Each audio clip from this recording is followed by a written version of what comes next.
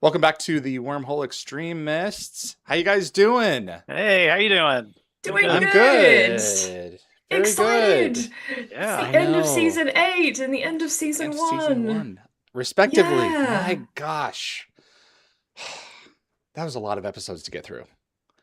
It's been So a journey, but I think in terms of the number of episodes, isn't season 8 like two shorter than it usually is, or one shorter than it usually both of is? them are. Yeah. So instead of ordering Mm. 22 episodes a year, what sci-fi has done is order 40 a year for the next 3 years. Ah, So, okay. yeah. So it just feels like it's been going on forever, but Yes, exactly technically it's right. less episodes than before. So, Well, I mean, yeah, we've gone 18, we've gone 18, right, exact for per season, that's right. But yeah. we've just all they've done is add 18 episodes to the heap, so, whatever. Yeah. Except, oh my gosh, I don't know how I couldn't have done that writer's room for those 3 years. 40 Oh, episodes, no. 40 ideas. William, thoughts?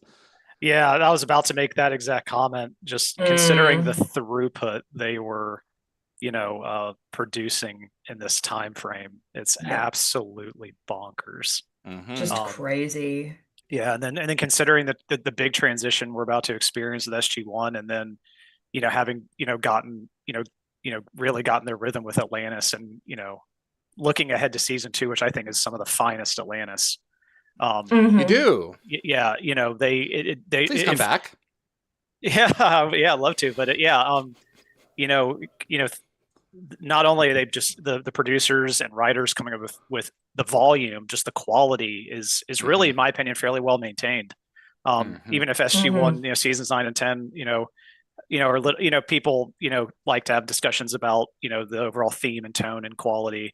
I still think it's great stuff, and then especially with Atlantis, very impressive that they can Yeah. they can do the quality and quantity all at the same time. There was a lot Yeah. that was happening for sure.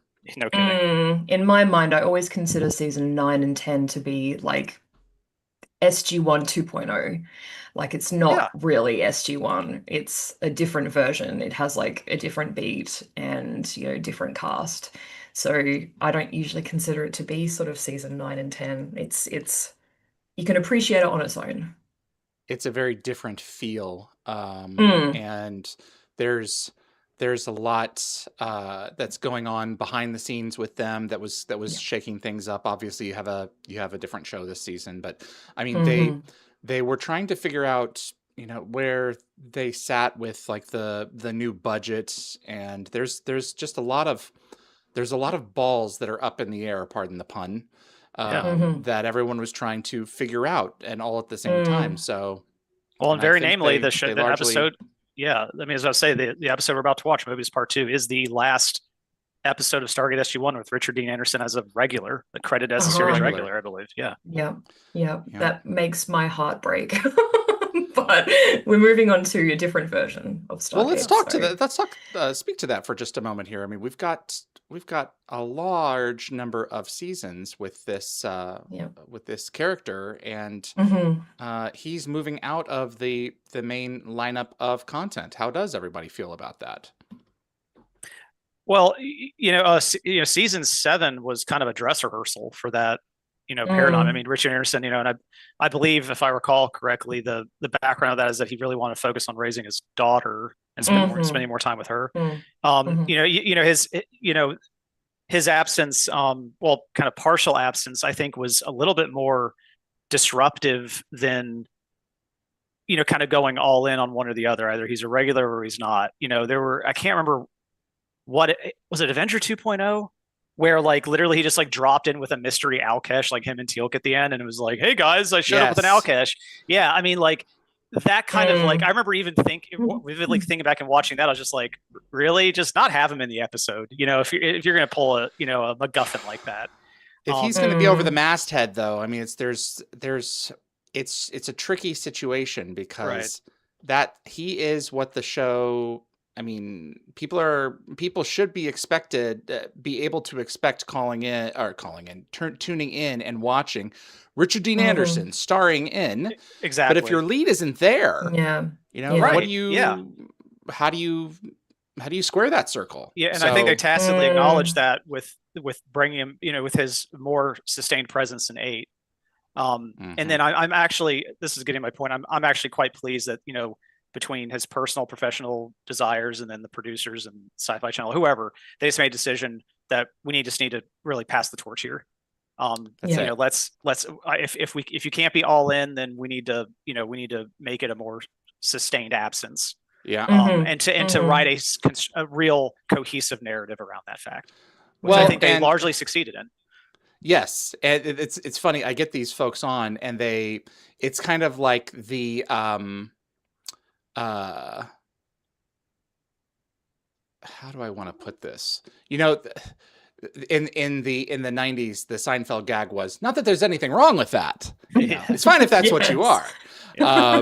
And so folks will come on and they'll talk about working with Rick during that time period. And, he had to be with his, he wanted to go off and spend time with his daughter. Not that there's anything wrong with that. It's like, of course there's not anything wrong with it. There's nothing wrong with it.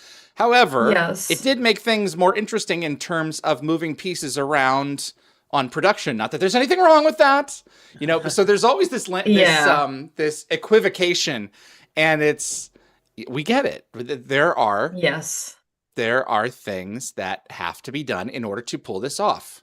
And we're not saying that there's anything wrong with that. We're saying that it exists. And at this point, that kind of stopped. So yeah, I think they did a pretty good job at covering his reduced presence. I actually didn't notice, I think, until probably season 8 that he wasn't appearing as frequently as he was before. Yeah, so I think they dealt with it quite well, and I think it's very admirable that he stepped away to look after his daughter. Sure. I think that's great. Absolutely. I think I missed I just sort of missed, because there was a bit of a void there when there was definitely a void when he wasn't appearing in as many episodes. I just think that he filled a position, I guess, sort of that kind of comedic role that none of the other characters could really match. I think they changed Daniel just a little bit to make him a little bit more comedic in a sense, but it wasn't the same as RDA. And I feel a little bit differently about season 9 and 10 because I feel like Vala filled that role pretty good. That's a fair point in a lot of respects. That's more than fair for sure. Yeah. They tried to balance that energy, and there's only so much that you can do to transfer that. At a certain point, somewhere along the way, you have to have certain characters pick up that comedic. Not necessarily Rick's comedic style, but the comedy element that people tune in to watch. Yeah, and exactly. Other characters have to serve as that. So you either have to change the existing characters or bring someone in who can pull that off. And so Daniel really took on a lot of the mantle of kind of the dry sense of humor, and sometimes it worked and sometimes it worked. I think it worked for his character because he was post-Ascension, so you can see how, he might become a little bit more jaded, a little bit more dry with his sense of humor.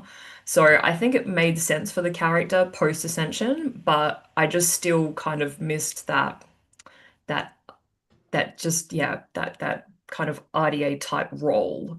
Not saying that Vala is RDA, but I just think that she did a better job of filling those comedic shoes. Well, and there's really a third snare they had to play with too, is that the O'Neill character, as well as just how surgically and well timed Rick could be with the comedic drops. They allowed these like little pulses or like rests of humor in what could be otherwise a broadly dramatic episode. And I think you see in a few cases in 9 and 10 that lacking that, they had to have whole episodes that really leaned more in the humor space. I'm thinking like Ties That Bind, like Bad Guys in season 10, Family Ties as another one where they and so I think that, and again, this is really a compliment to Rick, is to replace that we had to do whole episodes, whereas he could have delivered that pulse into a largely just a more dramatic thing. That makes perfect sense. Yeah, no, That's I it. agree with that for sure. Evie, do you have a bad example? I do. I did this a couple of days ago, and I'm actually pretty proud of it. It only took me like a minute. Um, all Killer right, you guys hieroglyphic ready? outfit, by the way. Oh, thank you. I thought because this is kind That's of set nice. in Egypt, this felt sort of a little bit Egyptian. And I also, I'll show you guys this. This is like my favorite brooch. Which one is this? What is that? Oh, Sorry, it's it's Kidiana Kitty Jones. Indiana Jones and the That's boulder. excellent. Absolutely. Very cute. Evie, I love the God. fact that not only do you have a cat Indiana Jones brooch, but apparently you have so many brooches that you're able to classify like your favorites. Oh my God, I have like really 50. It's become an issue. Yeah, I have so many. I have a drawer that's just filled with boxes of brooches. Wow. She has a brooch box. All I right. But do. we do Brooch love the drawer. brooch, but we really would like to see the bad Yes, example. yes. Okay, all right. You guys ready? Absolutely. Yes.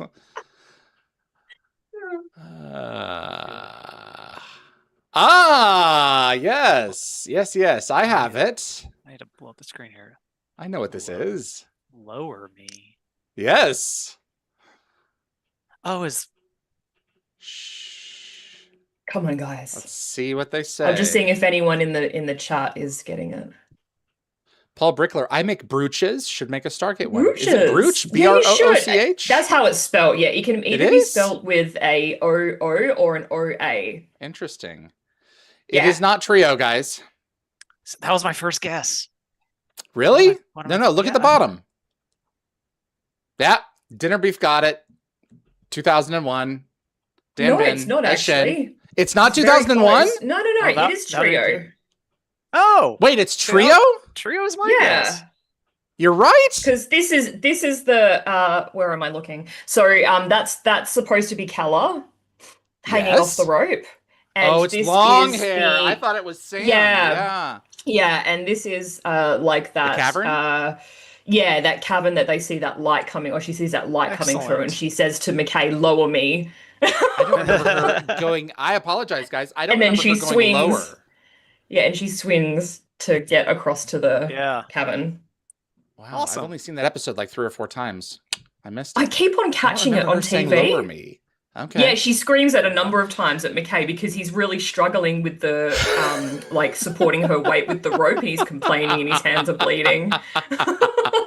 That's good. Oh, Good job. And gosh. because Sam can't help because her leg's broken. So Right, exactly. yeah. That episode went way over budget. It was designed to be more or less a cost saver, and it did not. Whoops. Oh yeah, I can see how it went over budget. I enjoyed that All episode. It's right. fun. William? All right. So here we go. I'm going to be very, very impressed. People get this one. Your blurring is Why blurring. am I it. blurring? Oh, yeah. Let me disable that. Yeah. I need to save blur in my background. There we go. Okay. Okay. There Here we we go. Pull it back a little bit, please. They look like dino nuggets. Frowny face, smiley face with a drink, with a squiggly line, and 5 T-Rexes moving at speed. Yes, a bunch of space. Oh, I creatures.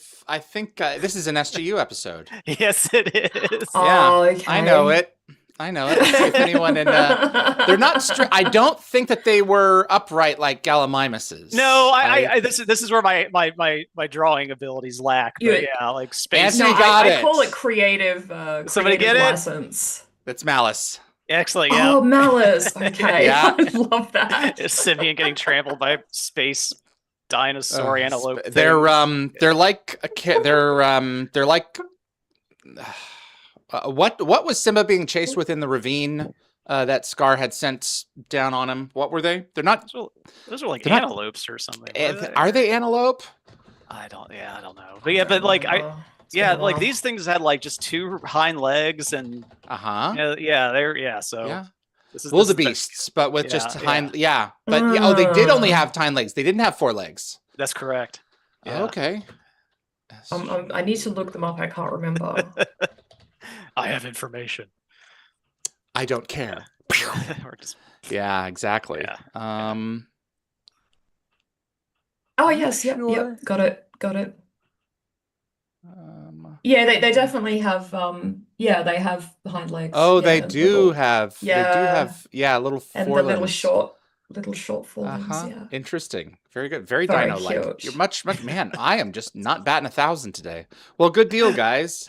All right. Let's go ahead and bring up the show. All right. We're going to go ahead and be watching Moebius Part 2 Yeah. first, and then we will get over to the Siege Part 2.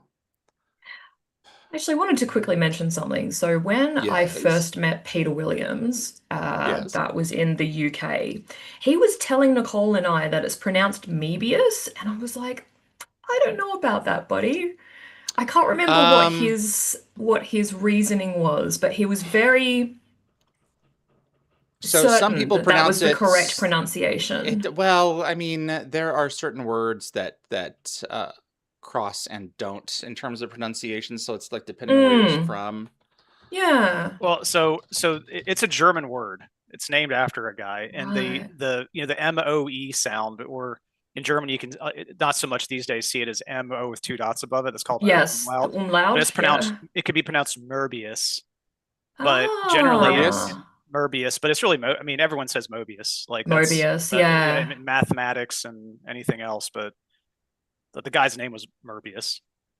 Hmm. Interesting. Okay, Yeah. I was wondering where Free that came from. pronunciations, and that's not going to load, so too bad. All right, well, we've been educated. Thank you, Peter Williams. All righty. You guys ready? Yeah, let's get into it. Got Yes, the or episodes up? just turn down the volume of my episode. I Turn was down listening for at like what? 75%. Oh, Because then well, I can't hear you enjoy guys. enjoy getting able to listen to it at all. All righty. Moebius Part Oh, 2, everyone. We appreciate you tuning in for this, and let's go ahead and get started in 5, 4, 3. Welcome back to Wormhole Extremists. My name is David. I'm with William, Hey there, how you doing? and I am well, and Evie.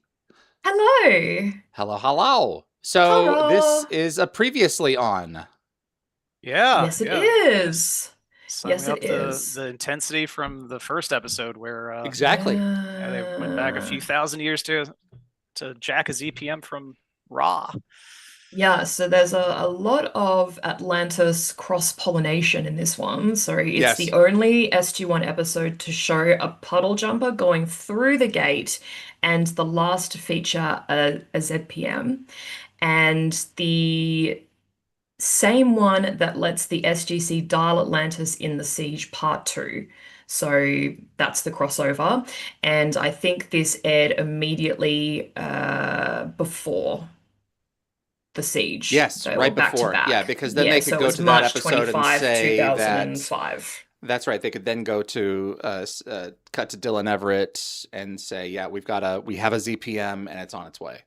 So I Yeah. also believe that Amanda had her baby 3 days before this episode aired in 2005, so you're March kidding. 22.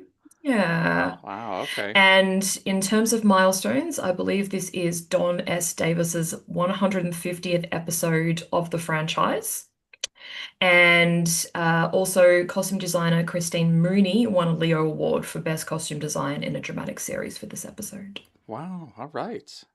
Probably Apophis. That's Snakehead. Yeah.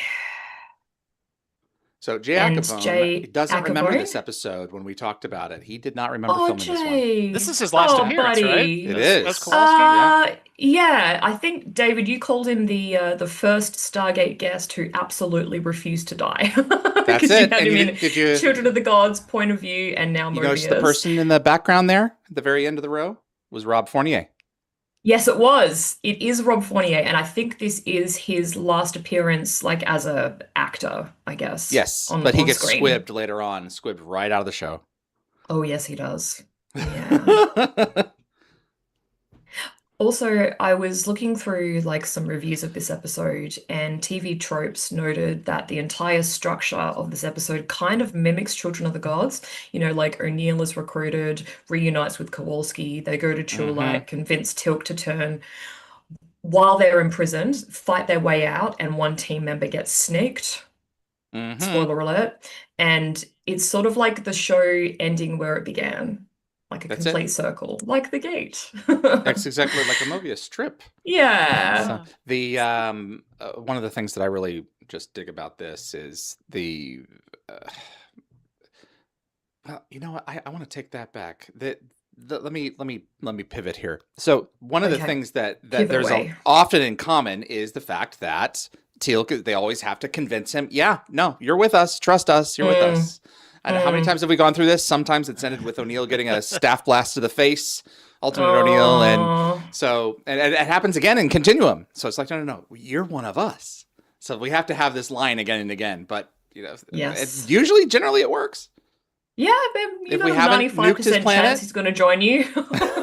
Getting way ahead of ourselves, at least with Continuum, they, you know, in that case, he was really still charging along and serving Ball's final orders, you know, and it wasn't really, well, you know, he believed in Ball with his convince. Right. He was convinced Yeah. that Ball would free them. Yeah, It's a future discussion, but yeah, at least they didn't just totally repeat the trope of, you know, oh, hello, trustworthy fellow, you know. yeah, exactly. Let's get on with it. When you said this is the only time that the puddle jumper enters the Stargate, you mean the SGC gate, right, Yvie? Yeah, on SG-1 through the gate, yeah. Yeah, okay. Because we see a puddle jumper entering a gate a lot. And we also Oh, eventually yes, of see course. we eventually In see a puddle SG-1. jumper. We see a puddle jumper entering a Milky Way gate, or at least exiting one in a later Atlantis episode. This is true. Yeah. And it exits For the Stargate SG-1. right. Yeah. In the Return Part 1. That's correct. The McKay Carter Gate Bridge. Intergalactic. Yeah. Cue applause. So I thought it was really cute. The Japanese title for this episode was the SG-1 Who Leapt Through Time final part. And apparently it was a nod to the 1967 novel and the 1983 film The Girl Who Leapt Through Time, which like predates the better known 2006 anime by about 2 months. And the French title was even more on the nose. It was Back to the Future Part 2. Oh, wow. Ha! Well, we sold the glyphs that are sitting between them. They are specifically Milky Way glyphs that were created for this episode. Oh, that's cool. And the episode before it. Yeah. Is it like resin? What were they made out of? Like plastic? Yeah, it's a resin.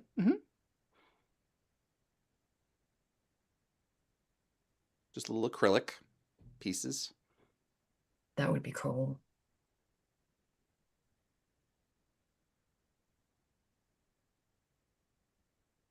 The hats, yeah, this is very similar to the film with the hats, isn't it? Everyone's got to have a hat. Man, Rob's got a lot more screen time than I remember. I've seen him everywhere here. They're squeezing his face in while they can. They can. We usually don't see him for too long. There he is. Like the last time I remember seeing him is season 5, I think, outside of Sam's house. Was that the last one? Or was he in there again? I'm trying to remember. I can't remember. I can go and look him up.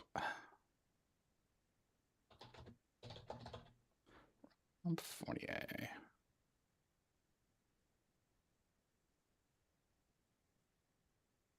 Oh, Dawn.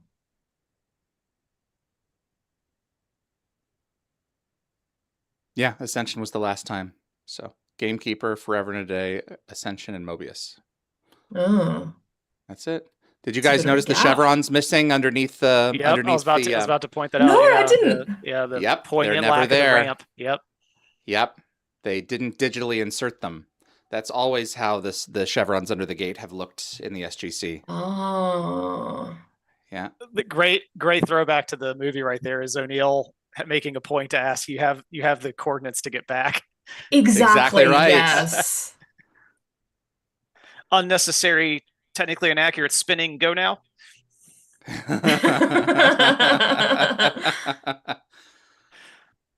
Obviously, if they're using a DHD, they should have no need to do that, but it's always cooler if it spins. Absolutely. Yes, and without Shepard around to overrule him, McKay finally gets the gate ship to stick. I guess the other kind of problematic nature of the puddle jumper interface is that it only had slots for 36 symbols for from Atlantis. That's versus correct. 39 on the exactly. SG-1 Stargate. So I'm thinking just for these DHCs, for that one, they just they're either I suspect they're just missing from that board. Right. So, Bridget McGuire talked about being brought into the how come room once because of the difference in the number of symbols. And it's like, well, look, there's no glyph that can go underneath a chevron that doesn't have a spinning track. Yeah. So, that's it. Gate, there it is. That's it. Yeah. So going to the Pegasus system. I call it the digital system. Yeah, they had to resize it. Digital and analog. Yep. That makes sense. God. Some jokes work and some jokes are just I don't know, it's kind of funny in that it's really lame. They're kind of lucky that the front of the worm of the puddle of the from the kawoosh didn't just gobble them up. Just they didn't know better. That's it.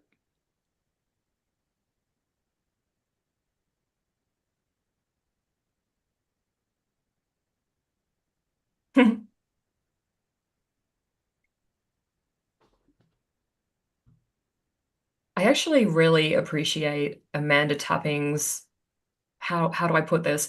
Her the way that she pulls different facial expressions as this version of Sam. Oh yeah. She's like a lot more animated. Oh yeah. And I think it really helps to differentiate this version of Sam from the one that we know. This is not our Sam. Mm. I've heard countless discussions on Dial the Gate about the practical Stargate prop, but I've never heard much about the puddle jumper prop and how tedious that was to move around from location to location. Bridget McGuire talks about it a little bit. The fact of the matter was it needed to be loaded onto a flatbed. Anytime they needed to get it around, it looks heavy. It almost didn't clear. Like they had to. It's obviously divided into two pieces, and they're doing a TARDIS kind of thing with it, where the one that you the one where it's you see the outside of it, it is considerably smaller than the one where you can film inside. Maybe they're not the same thing. That's pretty standard. Of course, yeah. I love Daniel's allergies are playing up again. Absolutely. Also, gotta hit certain tropes. The soldier behind them, that's Bosworth, is played by Christopher Pierce, and this is his fourth and final SG-1 episode, much like Rob Fournier. Interesting. And I think he'll actually pop up once more in the Atlantis season 5 episode Infection. Okay. Oh, I love the swear here. Yeah.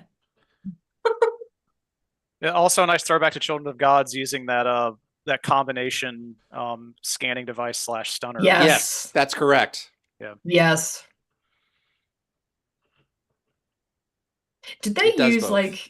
this I assume this is supposed to be the same cell that SG-1 was held in during Children of the Gods.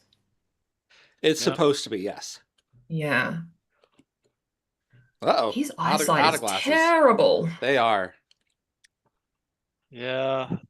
Alternate Jackson, I guess, never got his LASIK or No.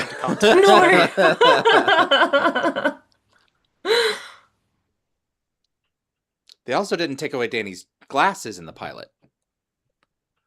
That's right. No, that's the difference in these timelines. Plus a few other things. Yes. These spectacles are not Goa'uld technology. That's it. That's right. Oh.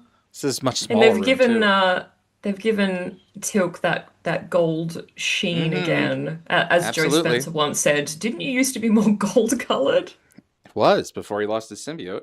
Yeah.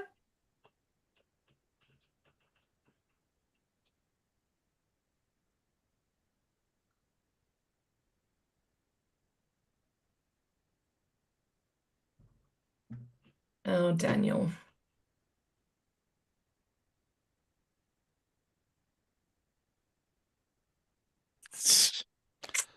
So I guess I should admit at this point that I don't have captions for this episode, so I'm trying to piece together what the heck he's saying. So, because I can't listen to it, otherwise you'd all hear it. Well, he's saying too much, is what he's saying. Yeah, for sure, absolutely. He just earned himself a good backhand. He did.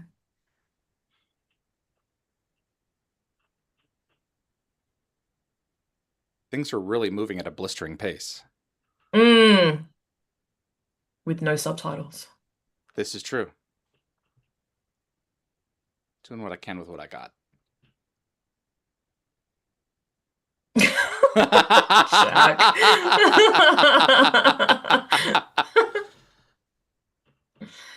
Yeah, let's take you and let's shut you up by putting a snake in your head. Yeah. Spoilers! If any one of them is going to give away information, it'll have to be the one that talks a lot. That's it. Oh, we get to see Peter again. You know, the only Because way he's- they could have made this more of a throwback to Children of the Gods is if they made Michael Shanks strip here. Yes. Yes. Oh my Absolutely. goodness. That'd have only been appropriate.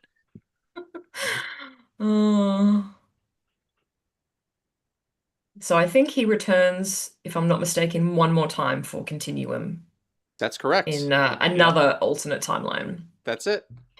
In the same And circumstances. I think this throne room set is the same used for the Temple of Ra in part 1. That makes a lot of sense. Yeah. Yeah. Just change some of the squiggles on the walls and you're good. Yes. But yeah, the very next time that Apophis comes back, the Stargate has failed to make it to the United States once again, which is why I think I illustrated this last time. It should have reset. Continuum should have reset to this timeline. But maybe not. Yeah, I try not to overanalyze it when it comes to timelines because it just scrambles my poor brain. the only thing with Continuum is that at least the way I've rationalized is that Prime Universe Ball, you know, since he had a heads up on everything and, you know, advanced knowledge was able to kind of short circuit all sorts of other machinations of other. That's true for Apophis, but it makes no sense for Sam not being an astronaut and Daniel not being still in Egypt. Oh yeah, right. Yeah, I mean at that point you just have to say, you know, Rider's Liberty and or Butterfly. Exactly effect, right. I guess. Yep. At a galactic there you scale. Go. Yep. Yeah, no room for Cam in the timeline, so Sam became the boat getting sunk an and all that. Yeah. Exactly. Yeah. Slight things were different for sure. Yeah. Didn't the prison doors go in and out rather than side to side in the pilot? Oh, I don't remember that specific detail. I don't remember either. Maybe they did go side to side. My goodness. Just put a snake in his head. Oh, I think symbiotes help. You know, the implantation process is sped along when the brain has been mildly scrambled. Oh, very nice. Ooh, nice logic. We're going with that. Does make sense. It's like a marination, you know, because he's putting up with the torture quite well. I think that's what Tilt just said. This one is strong. So yeah, let's make him more malleable. There we go.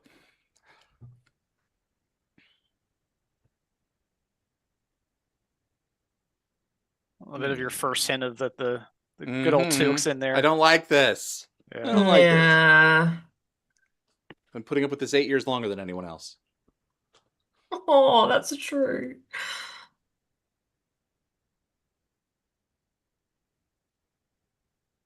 Oh, show me. Yep, there we go. So the Window of Opportunity Rewatch podcast singled out Christopher's performance here as really amazing, and they noted that because Tilk is usually so stoic, getting to see all these emotions play out on his face felt really special. Mm-hmm.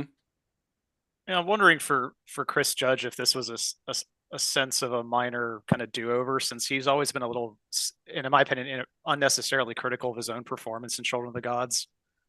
So freezing. Yeah, exactly. Yeah. He's been, you know, he was like a do-over. Right. Mm-hmm. It was Yeah. absolutely miserable conditions for him in the pilot to film under. This is pretty rock solid evidence, man. He just looks lighter, like.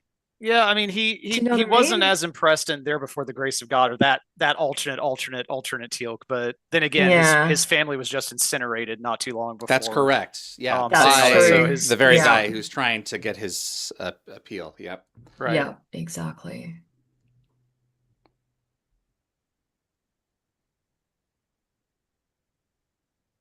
Yeah, no big promises, which is good. And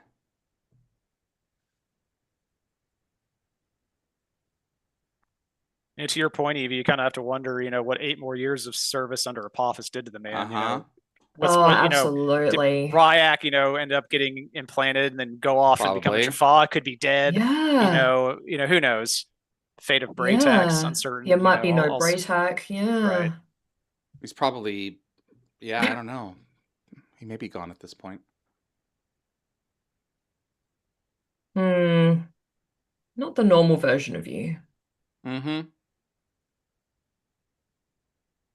There's no one around with any Naquita in their blood who would sense a presence of a gold. They Well, wouldn't that's even know it, how to spell yeah. Naquita. Exactly. Or Goa'uld. Yeah. There you go. So this could possibly be maybe a MacGyver nod because both Jack and Sam express a distaste for guns, and then Sam adds that she prefers explosives. So that's sort of practically the MacGyver mission statement, coming from the Yes. man who spent 7 seasons improvising things that go That's boom. right.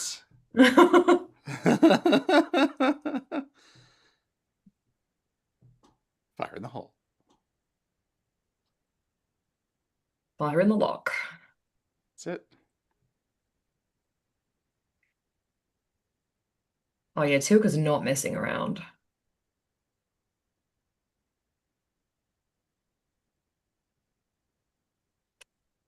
Ouch.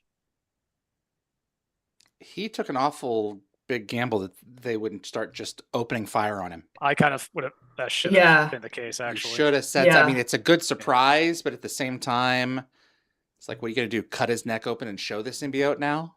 Mm-mm.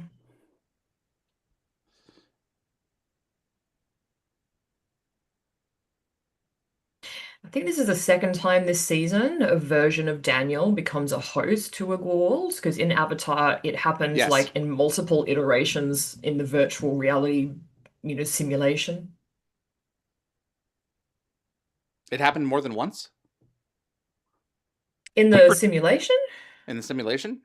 Yeah, I don't think we necessarily saw it on screen, but it was implied. Oh, okay. Because Siler definitely got the Gould at one point. Yes, he did. Yeah, for sure. So Also, it was a great twist. if you can hear the sound, I think this probably only just applies to myself and William, but it sounds like the score has like emergency sirens wailing underneath the dialogue. I just thought it was really fitting because it's given like the exposed in the open and Apophysis fleet is on the way. There's like this kind of I get it. It's yeah. not Apologies. Well, it makes sense that they're coming for him. So. Yeah, see? There you go. Those weapons of terror, they don't. Yeah, it's on that point. It's also interesting that that they went back to the MP series weapons instead of P90s for the even though we're set well into the P90 era. Oh, well, they had to order them from Belgium. So this is a here's Rob about to go down. Oh, Rob. Bye, buddy. Oof. Oh, right in the stomach. Night. Here we go again. Oh, beat for beat. Also, when Sam shoots her weapon, there's no sound. Oh, well, there you go. Yeah, so is everyone else, but you only call him out. Yeah, there's no sound for Sam there. Anyway, so Kowalski's manner of death is different, but the result is kind of the same because he dies getting the team or trying to get the team off Chulak. And, our dear friend Darren Sumner, he actually coined the phrase the Kowalski effect for this pattern. Some fates can't be outrun, even across timelines. That's it. Certain things have to happen.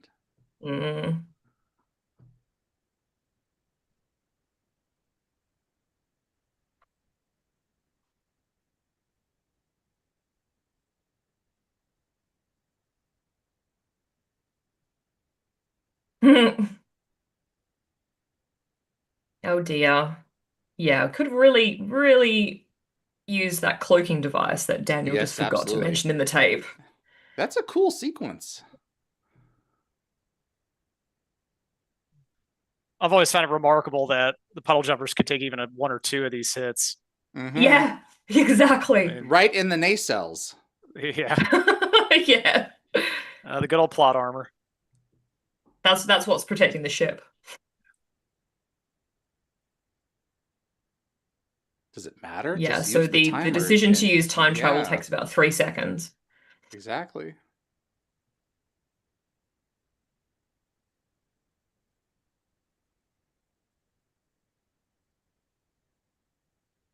There we go. Cool. I've always loved that transition. Uh-huh. Yeah, it It's a is great cool. transition. I go back to the future and go through it. If it's not there. Hmm.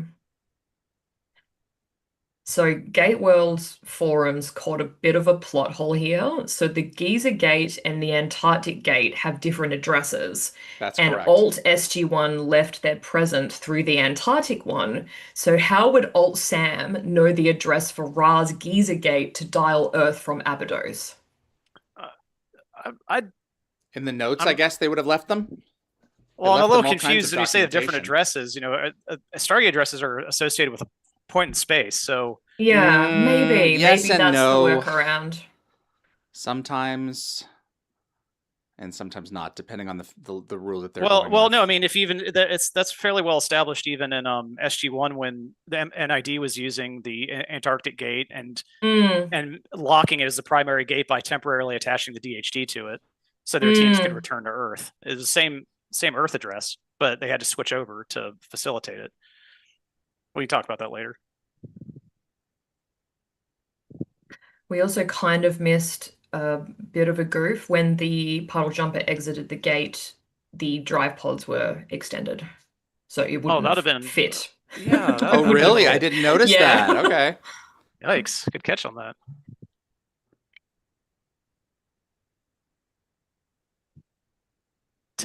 3 o'clock.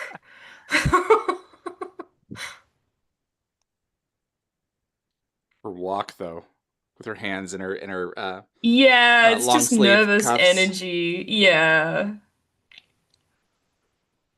And sort of like a bit defensive, maybe.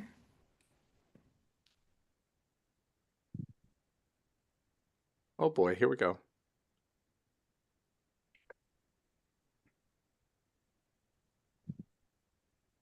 There's Katep. Yeah. So a fun bit of scheduling trivia. So Alessandro here appeared in BSG's Colonial Day, which also aired on Sci-Fi Channel on like the same date, I believe, the same night as Moebius. And to make it even stranger, Robert Wisden appeared in both episodes that night too. Interesting. Okay. Yeah, talk about peak sci-fi. Yep. I can't thinking back to It where was the age of sci-fi, Good right? gravy. I hope I was Oh, throwing a also, pizza party this night back in 05. Oh, 5. So Peter DeLuise mentioned in commentary that they'd already done the double SG-1 concept with the robotic versions, so they deliberately killed off Alt Daniel to avoid having 2 of each character running around. Yeah, Yeah, that it makes it certainly work. simplifies production a little bit. Yeah, you don't want to film all the doubles.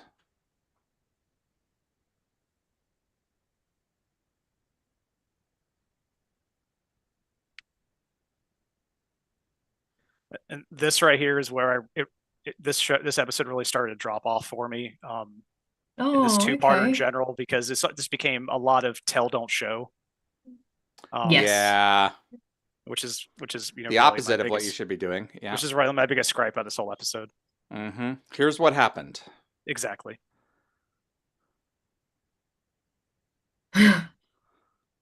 Where am I? Exactly. Explain this to me, please. Don't worry, Teal'c's got you. He'll be that guy. There it is. Well, Teal'c said that he shot him, but he didn't shoot him dead. That was technically Kowalski and Jack. He's That's a gonna fair own point. it. He's gonna own it. Yeah.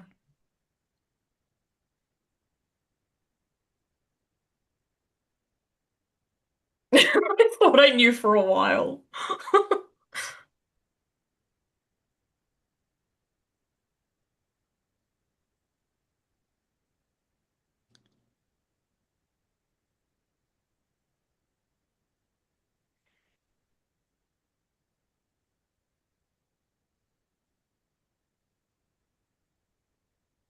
Yeah, everything is just kind of. I agree, William. This is really everything just kind of pivots here. Just storyboarding, yeah. Uh-huh.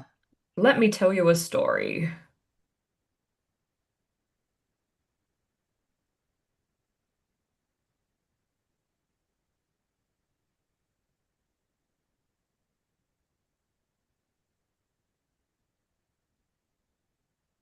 When you So, box yourselves in like this, you yeah. kind of just work with what you can in order to get the narrative out. But I mean, some it What do you works think? better than others in some cases, but this one not really so Yeah. much. Do you think it would have been better to do like a flashback sequence Well, in conjunction with the explanation from Daniel? honestly, given the gravitas of this whole moment, for just in the whole meaning of the franchise, I mean, this was a flashback to the original movie. You know, their uprising against Ra, and that was the whole point. Is that SG-1 had a hand in it from the beginning.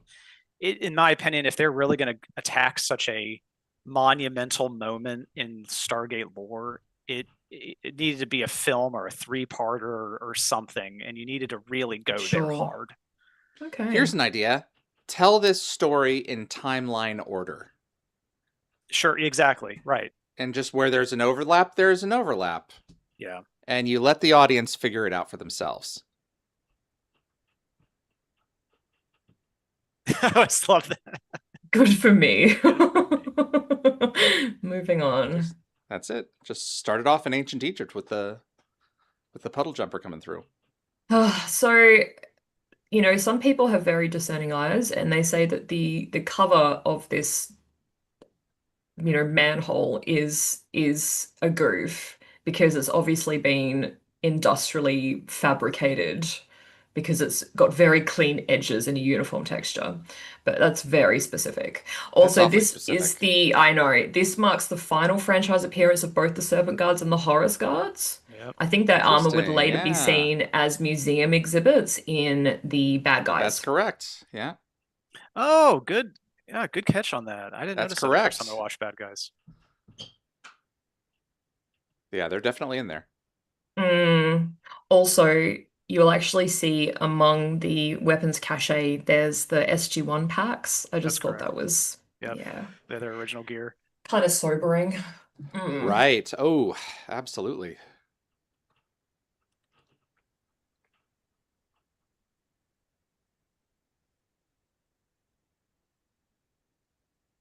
Lucknell.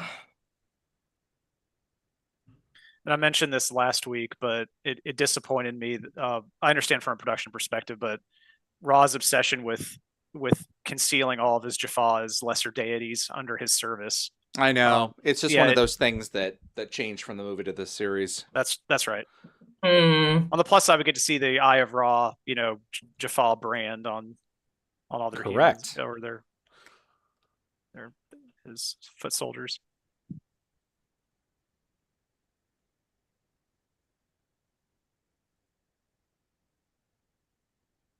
Yes. Not the other way around.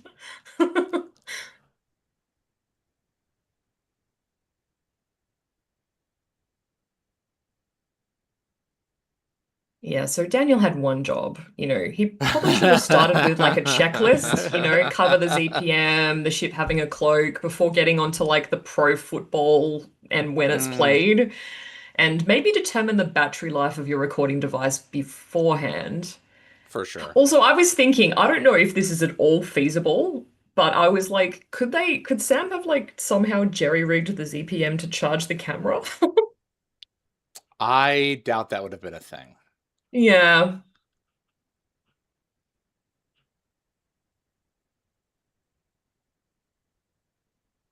That is a cool bunker. It does look like it's been constructed.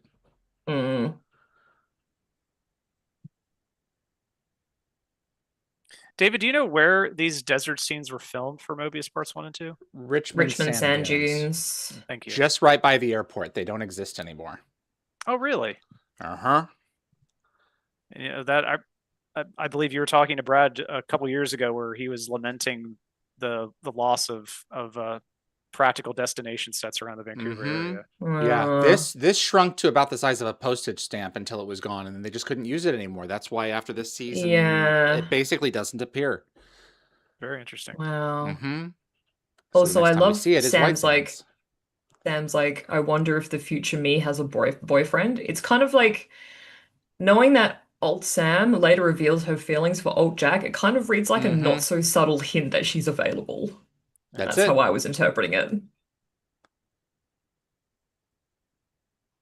Also, is RDA dyed his hair? I feel like it's darker. So we I had this conversation last week. yeah. Yeah, So I can't remember, remember where we because landed on that. yes, because my excuse was because he's been on a boat and hasn't had the trauma of 8 years of Stargate command. His hair hasn't Yes, grayed as that makes fast. sense. So yeah, I do like that explanation. that is hung As up in my someone with kitchen. naturally grey hair. Is that a That's fact? it. It is a fact. There's two of them, and I have one of them, and I don't know which is which because they did such a good job of making two of them. That's Oh, a that's nice prop. cool. That's super Mhm. cool. You really do have like Good taste. an enviable collection of props. No comment.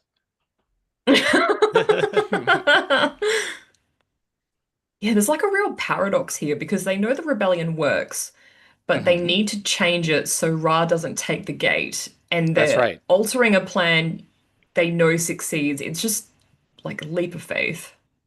That's correct.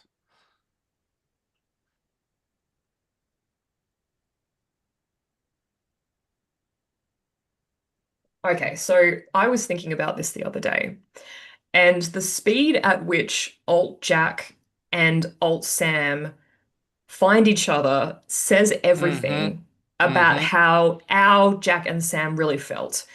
Like without the That's chain right. of command holding them back, these two move fast. Like this isn't the first time because in there, but there, but for the grace of God, Alt Jack and Alt Sam were engaged after what could only have been a few months of knowing each other, and like the restraint the Prime versions maintained for 8 seasons looks even Yep. more impressive in this context. Like, can I just also say that it drives me crazy when fans mistake their restraint for disinterest? Like 8 seasons of discipline is not a lack of It's feeling, getting it's the there. complete opposite. Yeah, you can tell with some people how little discipline some of them have. It's not just so much a knowledge of protocol in military, but it's a Mm, lot. Look, if I want something, I just go get it. It's like, no, not everyone operates that way. yeah.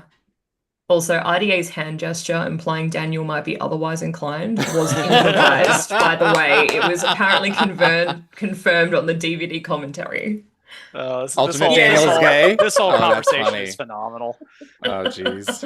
Yeah. Wow, it's getting awkward. Yeah, it's getting there. Nature versus nurture, everyone. All right. Oh, Yeah. just classic Stargate right in that scene. Man, I've never seen so much sun in Vancouver before. My gosh. But they're really taking advantage of it Mm. with the lenses. Oh, yeah.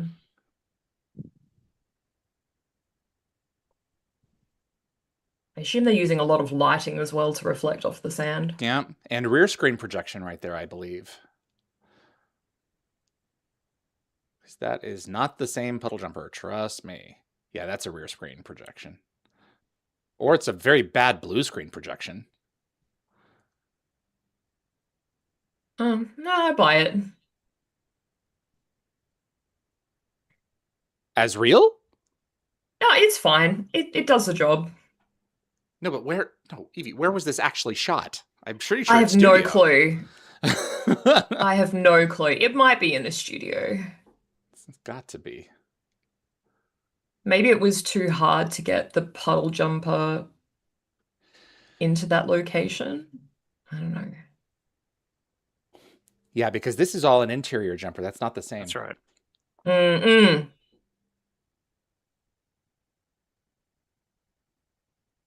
It's like every Let's system try in the ship this. is failing at the worst possible moment, which is strangely consistent with how ancient tech behaves across both series. That's it. That's how it works. And not only is the jumper invisible, but it's nicely swept all of the sand that was clustered around its edges right underneath. So now it is smooth. It has. Yeah, yeah, absolutely. It's cloaked its tracks. So long Ancient as no one technology walks. truly is marvelous. Oh, Oh, hello. Yeah, well, there we go.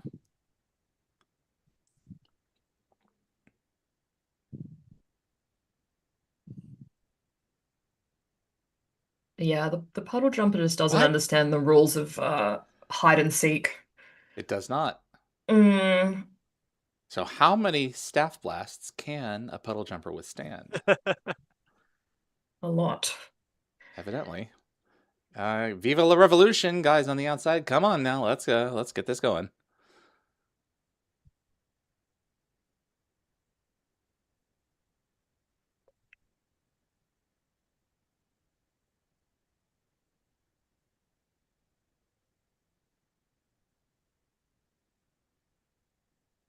So I guess what's basically revealed to us at this point is that all these people live and live out their lives in ancient Egypt and then die. Uh-huh. That's Uh-huh. correct. Yeah. Wow. Also, OG Daniel's observation about the irony is the writers kind of acknowledging their own plot mechanisms, mechanics. Mm-hmm. Okay, also about this kiss. So this is like an 8-year payoff, but also kind of a clever cheat because technically these are the alt versions, so the writers can give the audience this moment of passion Yeah, without that's right. breaking the prime timeline chain of command. That's it. So soak it up, Yvie. But there were a lot of I am fans who were like, soaking it up. it's not the same I'm lines. It doesn't smiling matter. from ear to It's ear, like, don't you know you what? worry. Yeah.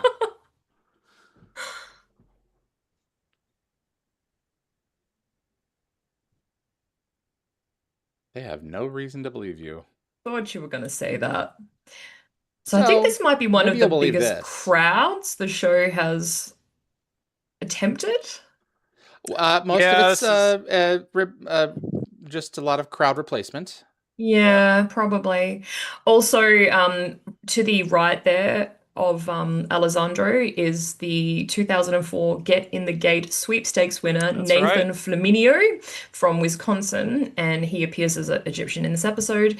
And he was selected from, I believe, 700,000 entries and was an active member of the Gate 700,000. World forums, allegedly. Wow. And he also played okay. a scientist in The Siege, and I'll bring that up when we watch The Siege. Okay. I I love entered the looks every here. single one of those contests. Oh, did you? Oh, Oh, I just absolutely. wasn't into the Yeah. show back then. I can fix that. I can fix that. Just concentrate, Sam. One thing at a time. So I think this is called the bootstrap paradox, kind of like neatly resolving everything. So they didn't need to go there because their alternates already It's already did, been done. and the ZPM is You're waiting welcome, for them. guys. You're welcome. Yeah. And like we previously mentioned, it kind of just conveniently glosses over the bittersweet reality that the characters that we know and love essentially just died. They lived out their lives in ancient Egypt. There is But a there are new novel ones called here. Moebius Squared that revealed that Alt O'Neill and Alt Carter had a daughter together. I think her course name's they did. Allie in the past. Yeah. Allie. I think her name was Eleanor or something. And also, there's kind of at least three ships unaccounted for in this timeline. There's the one that Raz Jafar found, the damaged one the Alts used, and the one from It's Good to Be King. Oh Yeah, yeah, there's a bunch of puddle jumpers running around Yeah, now. we're full Back to the Future Yeah. mode here. Yeah, there's like 5 DeLoreans in 1955. 5 DeLoreans. Yeah. But at least they all go somewhere. Yeah, and then these are never mentioned again. Nope, like never arguably the used most again. Yeah. Yeah. That's it.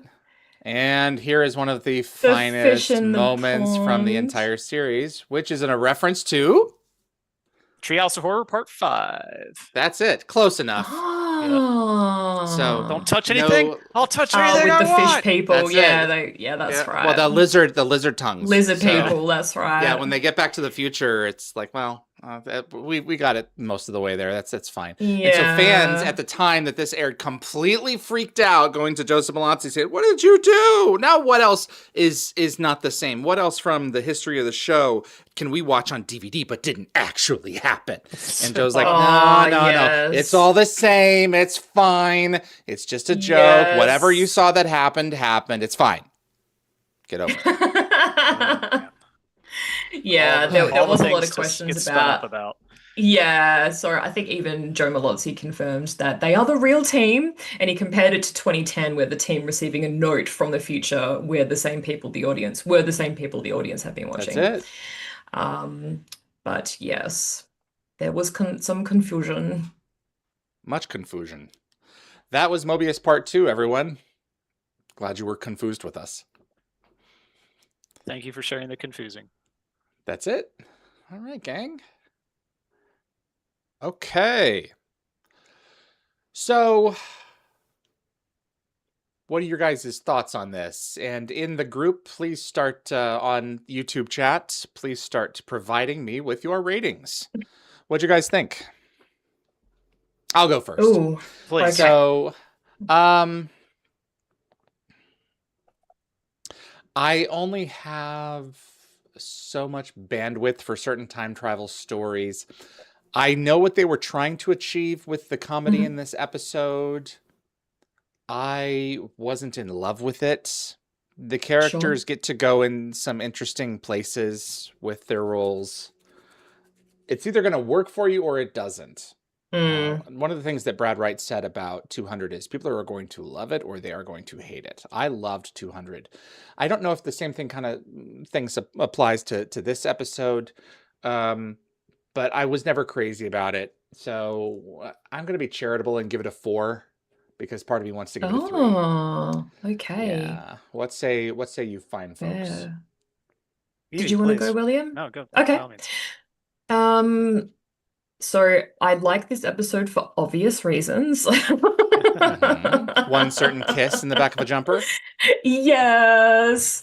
But I don't know. These final two episodes have also felt to me a little out of place, and I think even it might have been like Joe Malozzi or it might have been Robert C. One of them has said that the final couple of episodes of the season, any one of them could have been a series finale. Like Yes. any one of them would have fit. But they went with this direction instead. I'm not crazy about what they do with the Stargate lore. They kind of just scramble it up and serve it up as something different. It's supposed to be fun. Yeah, it is fun. It is fun. I think the actors did a great job of playing alt versions of themselves, especially Amanda Tapping. I thought she did an incredible job because I really felt like it was not the Sam that we know. She just had different mannerisms. She held herself differently. I thought she did a really good job. It was good seeing some old characters come back, as a Robert Wisden, Apophis, Peter Williams. Yeah, I'm kind of torn between like a 5 and a 6. It's definitely not my favorite like end of season slash it was supposed to be end of series episode. I think I would have been way more disappointed if this is the end of the series episode. Absolutely. I think I would have preferred that to be Threads. I Yeah, agree. so I think I'm going to go with a 5. Completely agree. Yeah, I think I'm going to go with a Okay. 5. 5.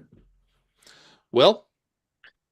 I mentioned, talking about part 1 that when I watched Moebius part 1, I thought they were setting up something, potentially really grandiose and real big to close out season 8. Especially again, when they ultimately went towards this whole theme that, SG-1 had a hand in the liberation of Earth from the Goa'uld from the very beginning. I just think in that regard, this episode was not successful in delivering for me the gravitas needed for such a huge part of Stargate lore.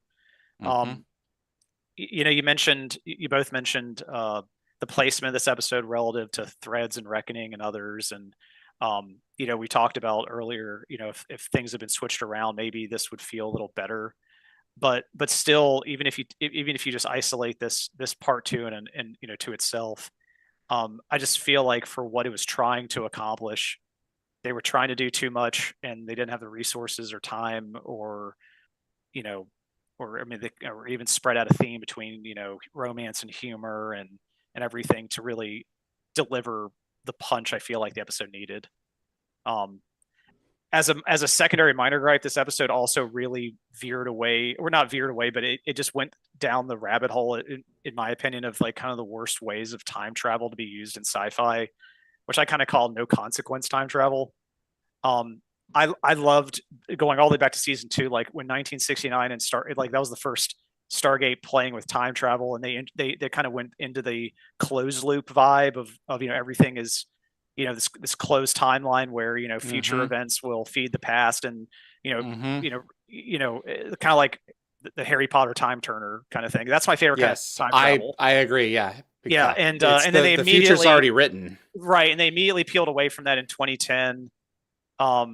Okay, fine. But this one was like the worst of it, where at the end it's just even O'Neill like kind of irreverently is like, cool, we don't have to do anything. It's just like there's no consequence to any of this. Like the only consequence was Atlantis as their ZPM. Yeah. That's all that came out of this episode. Like, stay tuned to the 9 o'clock hour for this better season finale. They have their toy. So in that regard, just to even it out, David, I'll give it a 3. Just we'll split the difference between the 3 and the 4, because I was right there with you. It has some great moments, Yvie. Everything you said, there's a lot to enjoy in it, but for what it was trying to accomplish, I just think their egos are right in checks their bodies couldn't cash. That's it, exactly. Yep, that's fair. That's fair. Yep. All right, gang. What are people saying in the chat? People are saying in the chat. Let me go back in time. Okay. Alrighty. Paul Brickler says, got to bounce before the Atlantis episode, sadly. Give this one a 6 chevron score. So that's for this episode. Auntie Rowling, this is a 7 for me. Dinner Beef would have been 5, but 6 because of fishing. Lockwatcher, I was going to give this a 6, but I can fix that. Let's give it a 7. Great Stargate episode, worth the rewatch always. Gecko Fett, 4 out of 7 for me. It's an okay episode for me. Stuart Miller, 6 chevrons. It has its flaws, but I can look over them. AU DHD Punk Heather, definitely 7 for me. One of my favorite episodes. Lockwatcher, this worked for me because this could have been one of the very last. Yeah. Admiral Manel, I'll give it a 3. It bothers me that every time there's an ending closure story, Teal gets messed with. Moebius, unending, and continuum. That's a fair point. Yeah. Matthew Hammond, this is a fun 2-parter.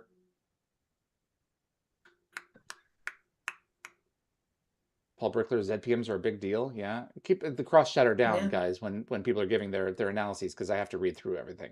Raj, my rating for Moebius Part 2 is a 6 out of 7 chevrons. Both parts, 1 and 2, 7 out of 7. Both very good episodes. I wonder if Alternate Jack and Sam started a family, and Teal'c and OG. Well, I think, Yvie, you just answered that. So, well, in a novel, yeah. Moebius squared, yeah. Exactly right, yeah. So I wanted to also point out that, and I think that, Prime Carter would have probably advocated for this to preserve Earth's timeline. There's a scenario in play where just so things on Earth kind of play on their own, that once the rebellion was successful and before the Stargate was buried, they may have moved on to greener pastures somewhere in the Milky Way, like, decided to go hang out with the Nox, or, someone that they would have known would have kept it quiet. They could have gone anywhere, That's true. Yeah, they didn't have to stay on Earth. They didn't have to stay on Earth. Yeah. In fact, it may have been actually preferable to leave to avoid contaminating the timeline, at least on Earth. Did you read Moebius Squared, Yvie? Did you happen to read those? I actually have started reading it, but I haven't finished it. I have read the synopsis. Okay. Is it a single book or is it a 2-parter? It's just a single book. Okay, that's cool. Absolutely. Yeah, that's fertile ground to mine. All right, gang. I think that's what we've got here. Dan Ben, 5 out of 7. Okay. You guys ready to rock and roll on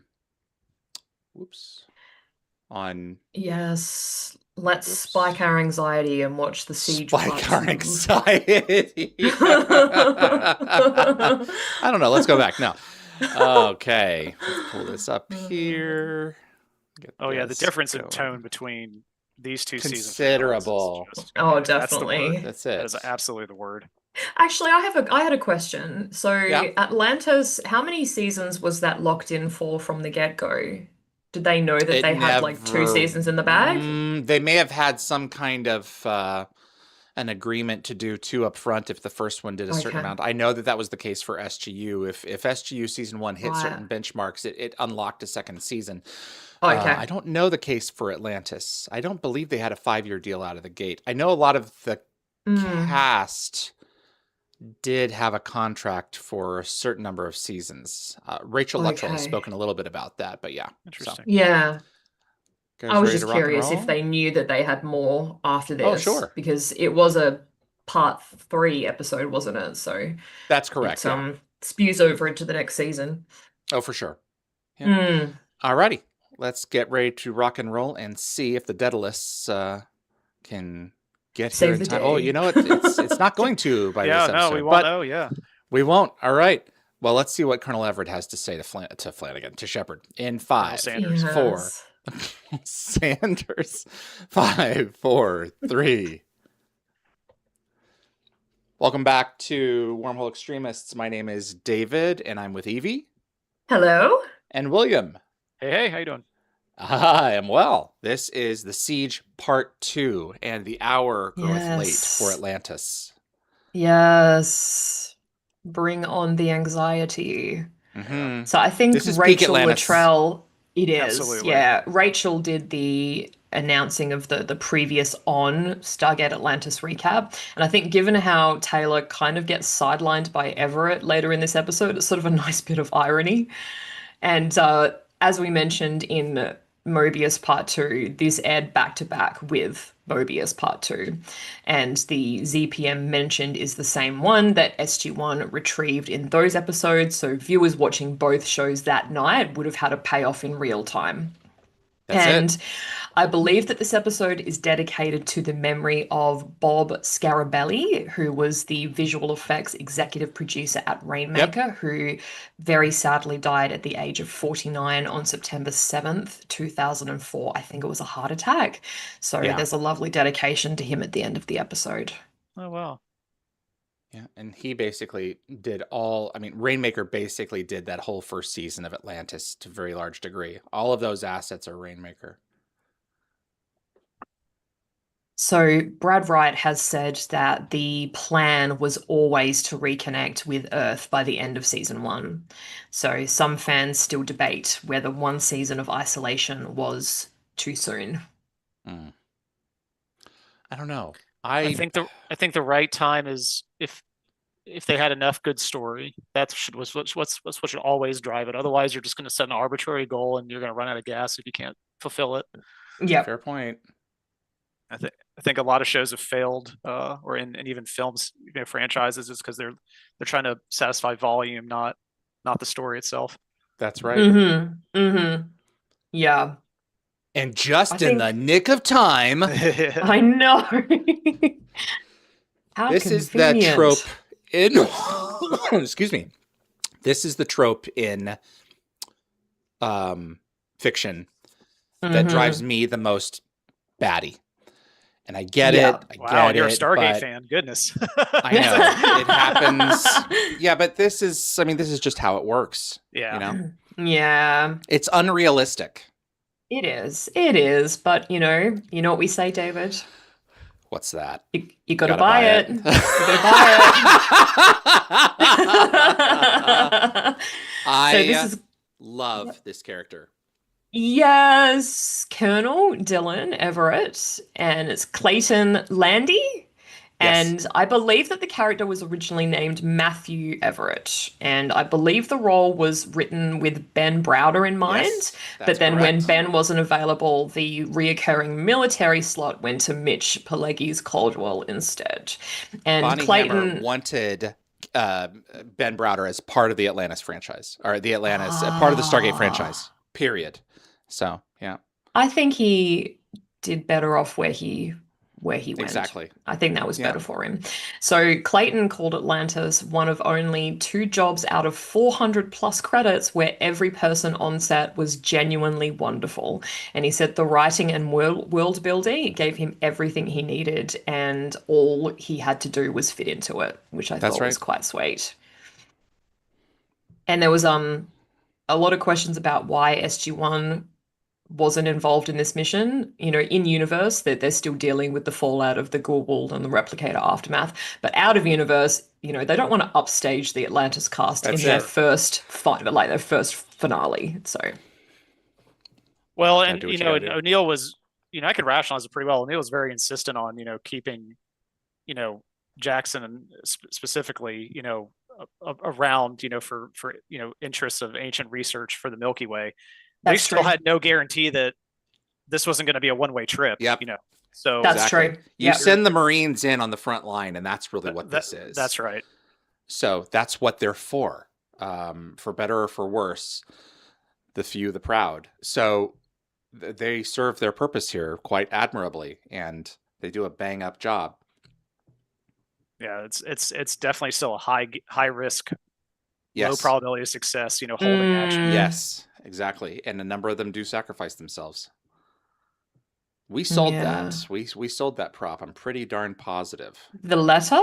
Uh-huh. Yeah. I don't even think we get to see it as the audience. No, but it's definitely written and it has Jack's signature on it.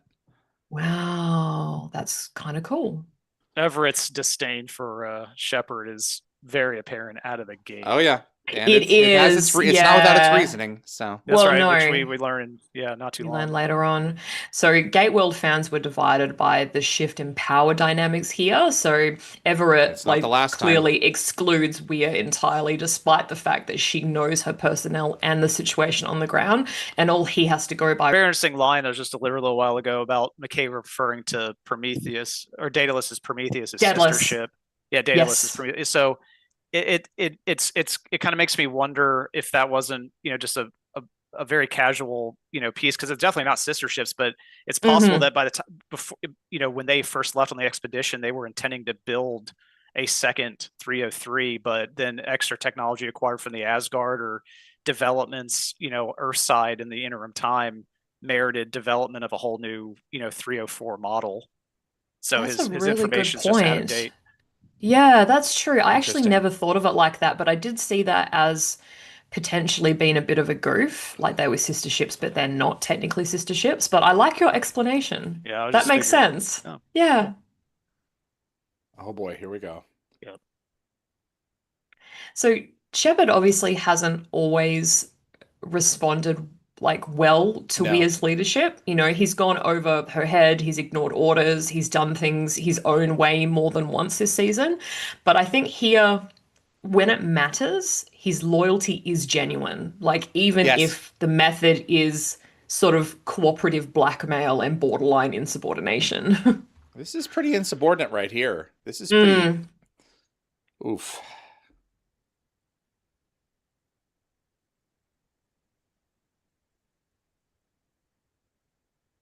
He's not wrong, but he is. No, he's not. Gotta be very careful.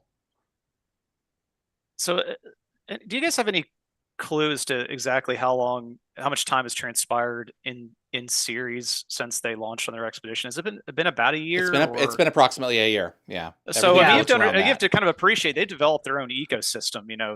Like you were saying, Yvie, this is the people they've lived with and bled and died with. That's right. It's going to be kind of a system shock just to try to fold right back into the broader chain of command. And so, I mean, it happens again when her power gets taken from her at the end of season 3. Except in that case, she's put out of the situation for good. So this scientist to the right of Zelenka is the same guy from the previous episode, the sweepstakes winner, Nathan. Oh, okay.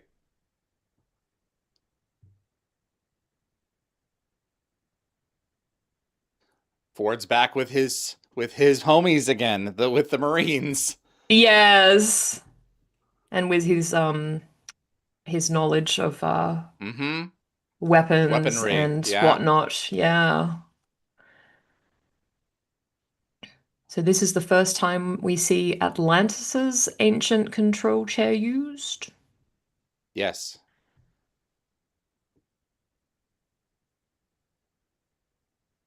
We can change that. Yeah. Mark II Naquita generator. Yeah, well, this throwaway line from Radna is something to note because it becomes like the central problem of this entire episode.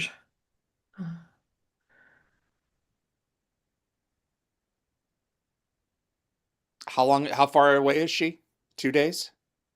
3 It's a days? couple of days, I think. it's Yeah. a few, yeah. Which someone in the chat commented is just, and it's caused actually a lot of problems in technobabble discussions about just how fast Daedalus got with the ZPM enhanced, because that's a matter of several million light years. Yeah. It's a long So way.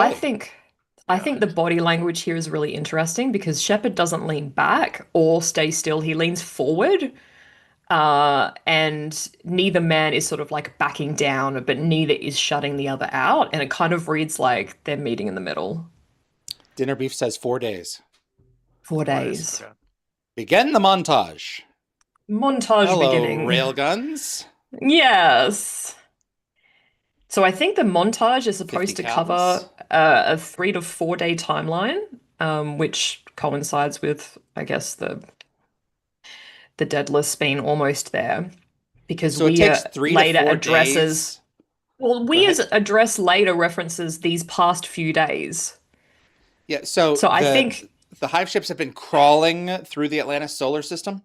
yes. Wow, okay. Why? You can only presume that the losing that one hive really Slowed them gave down? them some pause. Maybe yeah. it slowed them Okay. down, yeah. Do a very Okay. thorough scan of their Okay, before they defenses, keep going. finding more Lagrangian point satellites or otherwise There we go. just defense platforms. Interesting. Man, I wish we sold that thing. That would have been so cool. Would have been really cool. That would look really good in my living room. Be the only thing in your living room. all Oh, you come on, need, you can though, watch really. Atlantis in it. Yeah, That's it. really big conversation. James Bamford. It's Bam Bam. Yeah. So he last appeared on screen, I think, as 8th in SG-1's New Order Part 2. That's it.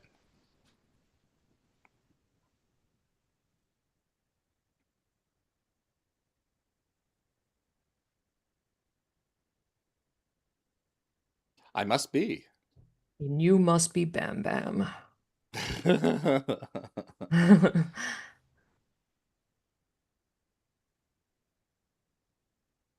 me get out of your way so you can have this scene.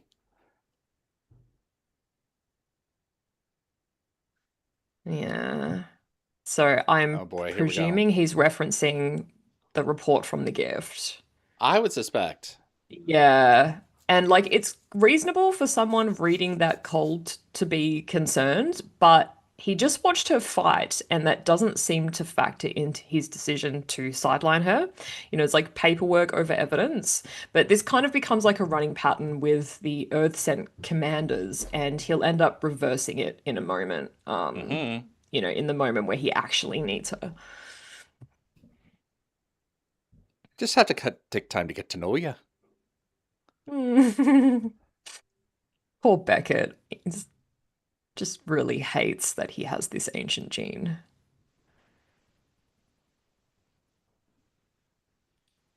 Just doesn't have the temperament for it. There we go. No. He's a healer, he's not a fighter. For now, his comfort level improves dramatically as the series progresses. This is true.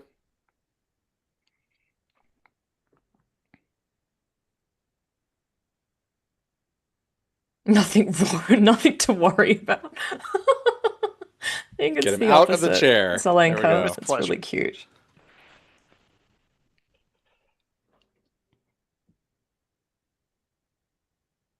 So the ancients, the original ancients, Yes. on Atlantis, so they were fighting the Wraith, I think they said for like 100 years. So, and they burnt through that like enormous arsenal Yes. defending the city against the Wraith, and they still couldn't win. No. So that's enormous. It was a numbers thing. It was a swarm. They couldn't. They had the firepower for a few of them, but they couldn't handle the swarm. Imagine hundreds of hives bearing down across the galaxy. Yeah. So They we were talking just about devoured like locusts. Never have enough squids for that. So we're talking about the No. the Wraith taking their sweet time. This is really what they were doing in that interim. Yes. harvesting asteroids, asteroids. setting this up. Yes. So they somehow got wind of, this whole space mine thing, or maybe the ancients Yeah. deployed, a similar strategy at one point, and they're just Maybe. relying It's on. very sophisticated though. And it costs them nothing, right? And it eliminates the primary defense in one stroke. So it's pretty smart. And fans actually, yeah, sorry. No, go Ben. ahead, please. I was going to say, fans pointed out that Everett could have actually sent a cloaked jumper to observe the hive ships after the mines blinded the sensors. Yeah. So the solution was literally sitting in the jumper bay. But I don't know if it's sort of genuine oversight from Everett or, the kind of mistake people make when they're under extreme pressure. I mean, assuming that he's the best of the best, as the Stargate program tends to recruit, though, using reconnaissance, given he's a Marine, so that's more of an Air Force kind of gig, but you'd think you'd be thinking about, keeping tabs on your enemy disposition. So I don't think we've really seen much of the hologram room since No, we haven't, because it consumes Rising. so much energy. Yeah. That's right. I thought this scene was always kind of a setup, since this little summary is worse than most Wikipedia pages when it comes to like detail of military strategy. Well, so what Clayton... I need to do is keep the blue dots from becoming red dots. It's all crystal clear to me now. So, Clayton actually praised working with Joe Flanagan in these scenes. He called him an actor who could go toe to toe with you and be completely present in the moment, and a total joy to work with someone who has the stuff, is what he said. That's it. But also, this isn't really about like tactics. It's Everett. He's grieving a friend, and he's looking for someone to blame. Yeah, when he's only found out just a few days. Yeah. When you frame the scene up with, I just need an excuse to get you in a room so I can tell you where we're at. This makes sense. This works. Yes, absolutely. Look at all those ships. Yeah. I mean, even if they're just cruisers, they would have never had a shot. No.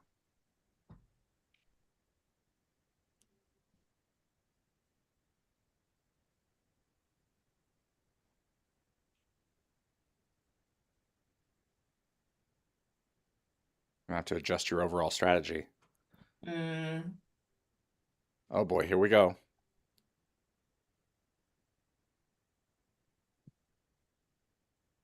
I mean, that's a nice callback to the opening episodes as well.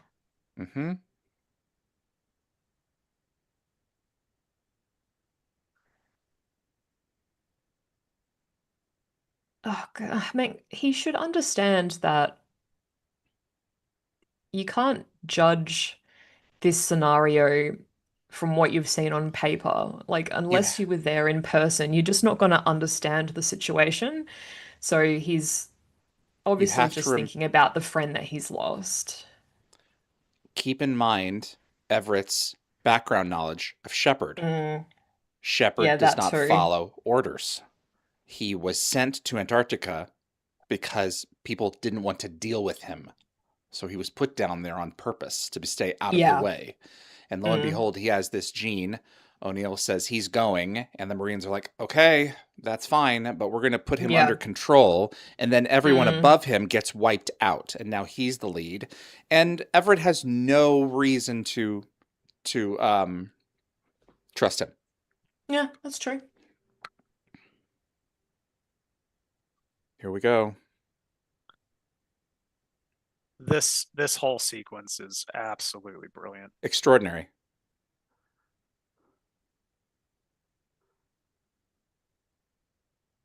This was a lot of money. They notified the neighborhood at Bridge Studios while they were shooting these scenes that there were going to be a lot of 50 caliber ammunition discharges in the soundstage. And the fact of the matter was, it was just going to be extremely loud. And those are awesome. Just an awesome It is pretty cool. It's Baghdad. I mean, I remember this in 1991, seeing those images. Wow. Well, and then again in 2003. So, Well, I remember the night vision, with the a lot of the night fire. So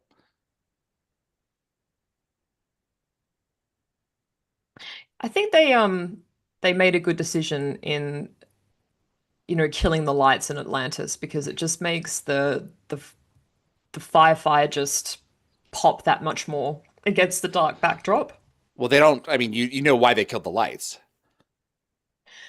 Yeah, I mean, they're trying to mask as much as they can. Yeah, right. Exactly. They don't want the Wraith to Yeah. see. So Also, you'll notice that McKay has the P90 next to him for safety, which is probably not a bad idea given that the Wraith are in the city, but even, Rodney, like, with a gun is just slightly alarming. mm-hmm.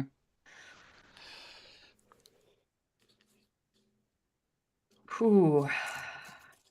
Yep. Now, why would you do that? That I don't understand. Ah, okay. They were trying to kill power. Okay. What So the they couldn't kamikaze respond. darts? The Wraith were, yeah. Well, also they're basically every dart that crashes is also a troop transport. Yeah, that's true too.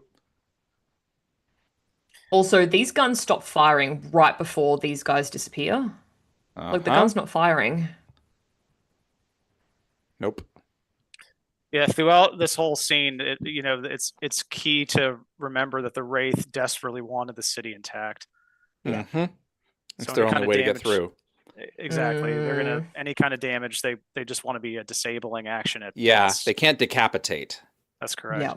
They Yeah. want it alive. Otherwise, this which has is been a really They why. don't want to fight. decimate. Yeah. Yeah, I suspect that when they beam out who they're wanting to beam out. I mean, if the pilot goes too, then the the dart will either fly into the sea or hit the base. Mm-mm. Ford's final hero moment. Yeah. This is a great sequence for him. Oh yeah. He saves Elizabeth and he saves Everett. So speaking of saving, so in a minute or in a second, Everett will shield Weir from the Yes. explosion, and he's sort of been quite dismissive of her authority all episode, but he still has this instinct to protect, and this is Yep. where Clayton, I think, in your interview with him, hinted that this wasn't scripted, and he deliberately played an undercurrent of attraction throughout these scenes, partly creative instinct and partly hoping that a romantic thread might give the writers reason to bring him back. So as You think he that put that's what's it, at play here? no, I think that's what he said. So as Yeah. he put it, bring him back to work with Tori some more. And also Yeah, worth okay. noting that the Marines on the same balcony are armed with rocket launchers. So if they'd fired, the backblast would have incinerated everyone behind them, including Everett and Weir. Mm-hmm. Boom. And the plants still look good. Gotta keep the plants fed. It's always jarring to me every time the city takes any kind of notable damage, the unlikelihood of ever repairing it. At least not for several years. Well, that's Unless why they they have had some the kind of ancients robots. return. Didn't the ancients fix everything? And the then eventually replicators the did, yeah. replicators, right? Yeah, the but, replicators, yeah. But Restored before the that, entire central tower, yeah. yeah. Yes. Yeah, prior to that though, it's kind of like Galactica, where it's going to be lasting damage. I think they make reference to persistent damage from the Wraith attack in future seasons. Mm-hmm.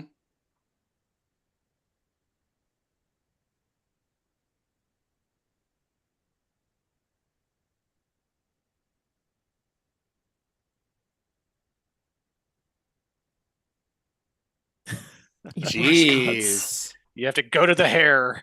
That's it. Flashcards. It's been a while.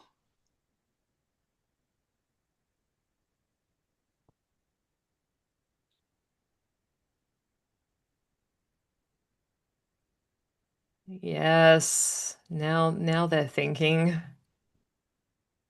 It's a maybe. Let us work on it. There we go. And unfortunately, Colin Meaney was not available. Oh yeah. Yeah, so Shepard's suggestion obviously ties back to the Alliance and the betrayal Yes. from Underground and the Storm/the Eye. Absolutely. It's also neat that the variability that Everett benched Taylor for is now the only reason they know the Wraith That's right. inside the city. That's it. Which honestly should have been a given that Yeah. there was going to be a presence after that kind of attack. Only makes sense.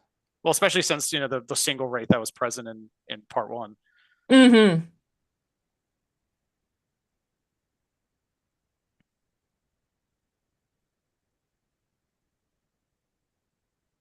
Okay, so this is not quite true because earlier this season aboard the Hive ship, Wraith showed up as red squares and humans as blue circles on the same device. That's So correct. it's They've sort of a little recalibrated bit them. inconsistent, yeah. I got the gene therapy too. Come on, put him to work. Oh, the Athosians.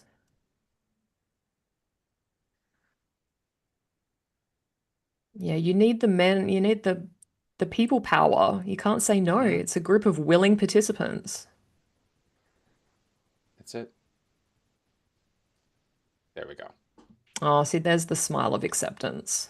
That's it. The smile of acceptance. I actually like the how the editing picks up pace here. Like the episode starts Yes. cutting rapidly between different parts of the city. And I think it's a simple technique but effective because the audience agree. never gets a chance to breathe either. So they just definitively stated they have smoked their entire supply of drones at this They're point. gone. Mm-hmm. Yeah. Take them out of the puddle jumpers, man. That's what I don't understand. Yeah, but those, I mean, each carry what was it, 6 each? They're not many, right? It's better than I wouldn't 0. imagine so. Yeah, Yeah. Yeah. They only carry 6? They've said that somewhere? Or I you don't only know, see but I mean, if you just 6? think of the drive pod, the pods where Yeah, they're stored, that's true. Maybe they expand upon yeah. firing. I'm pretty sure it's fairly limited. I don't. Yeah.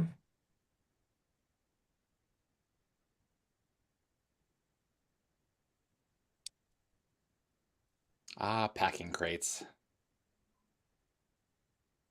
They look fancy. But Yeah, they do. they're pretty straightforward.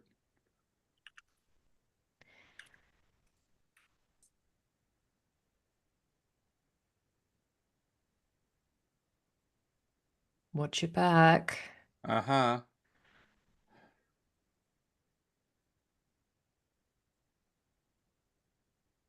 Where's your life science detector? Yeah. Oh, you need the gene, don't you? Unless he's also had the therapy. Boo.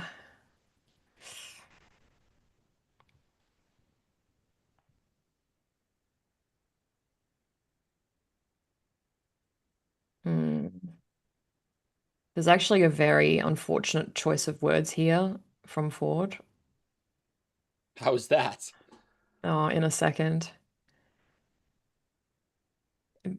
You can be the bait. I don't know. I just feel like the last person that was used as bait by the Wraith in these corridors was Bates. So I think it was a bit on the nose. Chuck is in a vest. Yes, he is. Looking very smart. So this is Chris Britton, who plays Brenham, and he's actually married to Gwyneth Walsh, who Yes. appeared in SG-1 playing Kalmar and later Egeria. That's Yeah, I right. was gonna say, I thought it So was there's a Jerry. nice sort of off-screen Stargate connection there. Baitor. Also, there was a deleted scene showing Sora, Tyrus, being returned to the Jedi as part of this deal with Weir, and Yes. production notes on the Stargate wiki says that it was cut for time, so Sora's fate was never addressed on screen, but she does appear in the legacy novels mentioning that she was released after 3 months of captivity. Wow, there we go. That's Well, they could have really offered to cool. return her in exchange for the Yeah. for the weapons. Raj Luther says when they do the camera going between the buildings again, it doesn't happen again until first contact. Was it that Oh long? wow. Wow. Oh wow. I that knew is a it long happened time. again, but Yeah. yeah. Oh boy, here we go.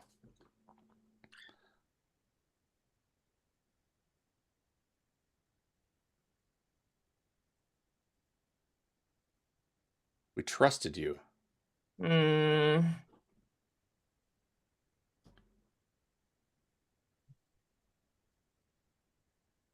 Oh boy. Ugh. Yeah, but don't you want Eye to know if roll. these things are going to work or not? I would. Yeah, exactly. So Clayton called Tori a powerhouse and a talent. And you can kind of see it in these scenes here. Like the character's arc from dismissiveness to genuine regard mirrors what Clayton himself experienced watching Tori work.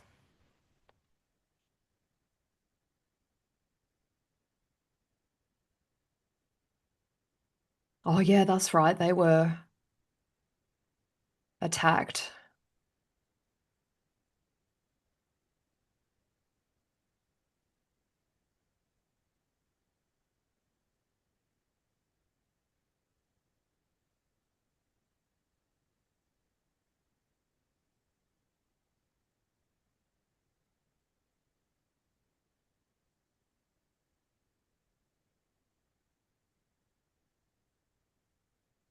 Hmm.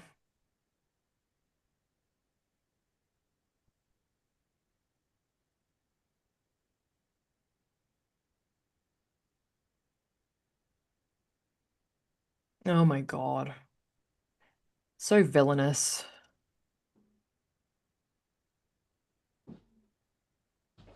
Still, I walk away it's- for 60 seconds and we'll go silent. Now I'm back and now I Yeah. start talking again. Jeez. He No, was it's- enjoying the it's- episode. No, well, that I really always loved the use of Weir in this episode, but It's a good scene. well, and Uh-huh.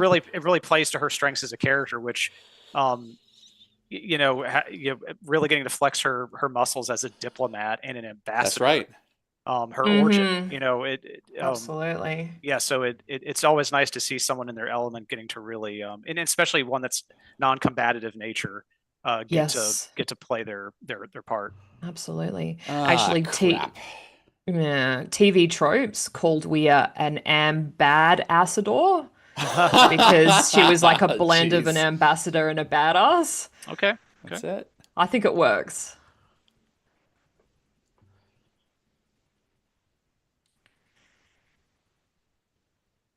Yeah, she still holds all the cards and she's bound and blindfolded. Mm-hmm. It never made sense to me why Cowan wasn't doing this himself. Yeah. Does he have the flu? I mean, come on. Well, does he come back? Oh, Because yeah, maybe he was absolutely. okay. Because Yeah, the actor was unavailable. Yeah. Right. Okay. Yeah, he just got one of his. Maybe he was busy cleaning up the aftermath of the Wraith attack that happened 6 days prior to this. Mm-hmm. Yeah. So he sent in, you know, maybe this guy's like second in command or something. Yeah. Oh, well, definitely. Mm.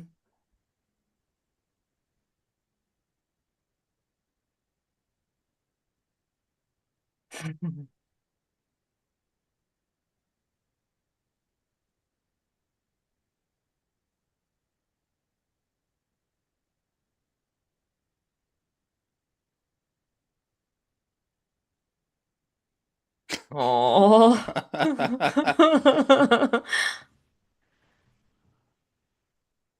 He needs some support.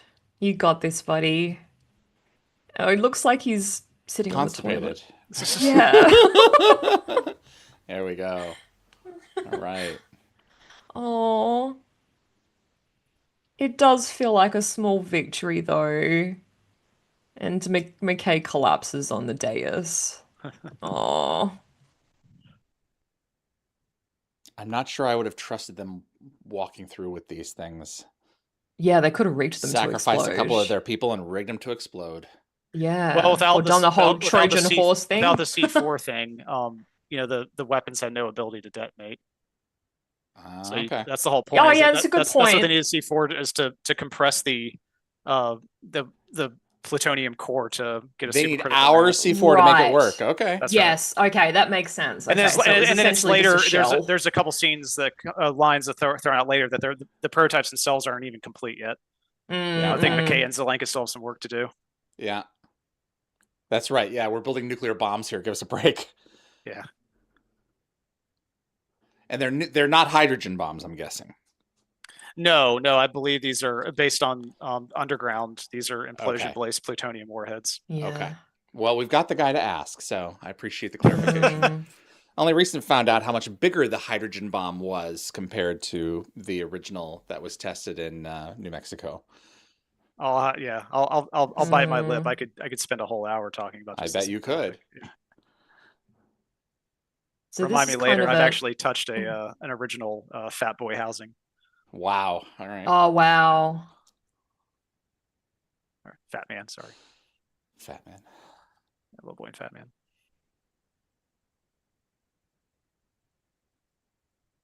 Still smoking. Mm-hmm. Mm. In cities the size as Manhattan, it's going to take a while to put the fire. What are the gloves for? So the nuclear material like plutonium is heavily toxic, so they wouldn't want to get anything on their skin. Okay. And also, if they are dealing with internal electronics, there's an electrical hazard, so they might be wearing rubber gloves also to keep from shocking themselves if there's a short. Okay.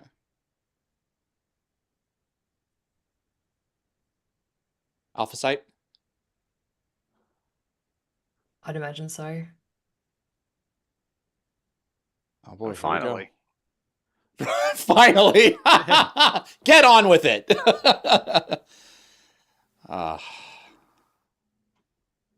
Dr. Weir, it's all yours. Oh, I think him handing over the microphone to Weir is like the clearest sign yet of how far they've come. Like he's conceding that her voice carries more weight with these people than his does. Well, he's also talked with his men, and now it's time for her to talk with her people.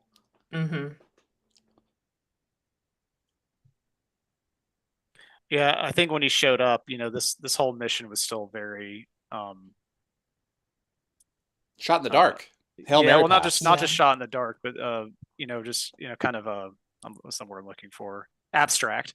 It wasn't real, and you just had these mission briefings of these weird aliens, and if he had never gone off, who knows if he had fought the Gould or not, but it's a whole different monster. Yeah. Wow.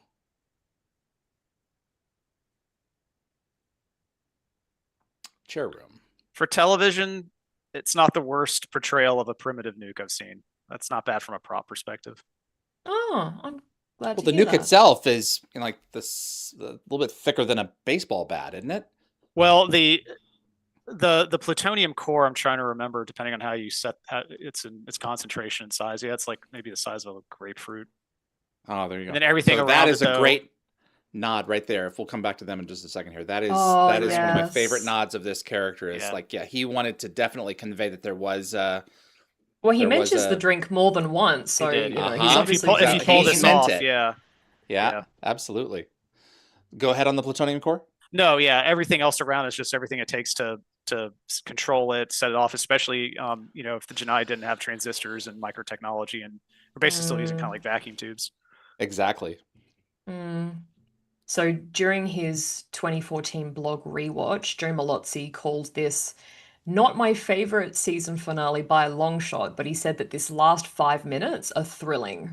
And he listed the Wraith assaults as a personal standout across the entire 5-season run. Also, allegedly, you can see the drones flying into the battle during the second wave, despite the chair supply being exhausted and the generator dead. So I think they probably just reuse some footage. Well, if you're misconstruing a weapons fire for the drones, because there were definitely yellow, bolts of light that were firing before the drones were launched. That could be the same thing here. This was people on Gate World that said this. Well, the people on Gate World could be wrong. wrong. It could be wrong. See right there, those say those aren't drones. That's weapons fire. Okay. Those people on Gate World. Don't give me that crap. Gate World. Don't you dare. I want to know what sound that is. I am determined this year to find out.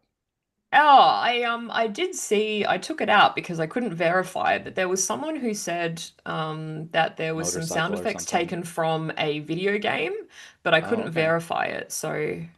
Interesting. I'll see if I can find what video game it was. I'm hoping to get some information. Oh, from the 1978 Space Invaders game. This is such a great scene. Yeah. All of this. Hero's got to go hero. Yep, without hesitation. Yeah. Well, there's like no Doesn't grand doesn't miss a beat. speeches, no Yep. No. heroic posturing. It's just two Nope. words to McKay. That's it. Oh, here we go with the hallucinations. Yeah. They'd never used that enough. They shot all kinds of elements for the pilot. Mm. Just one word. Well. Mm. Yeah. Got no choice. Go. Mm. So this is where this episode really starts to strip away every main character's safety before the cliffhanger. That's it.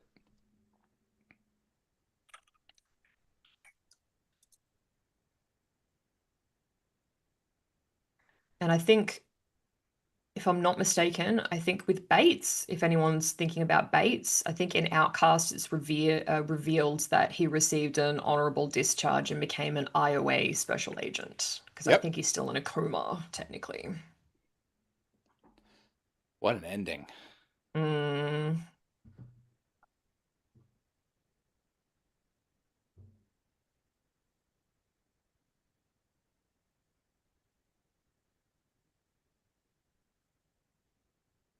Who's going to take the second one? Taylor's team is down. Yeah.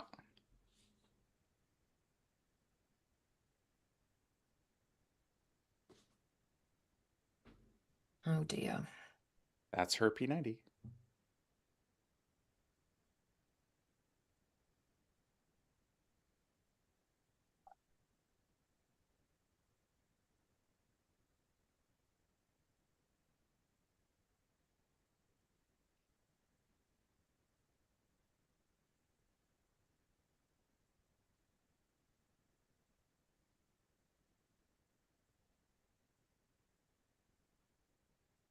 Oh, we're standing our ground.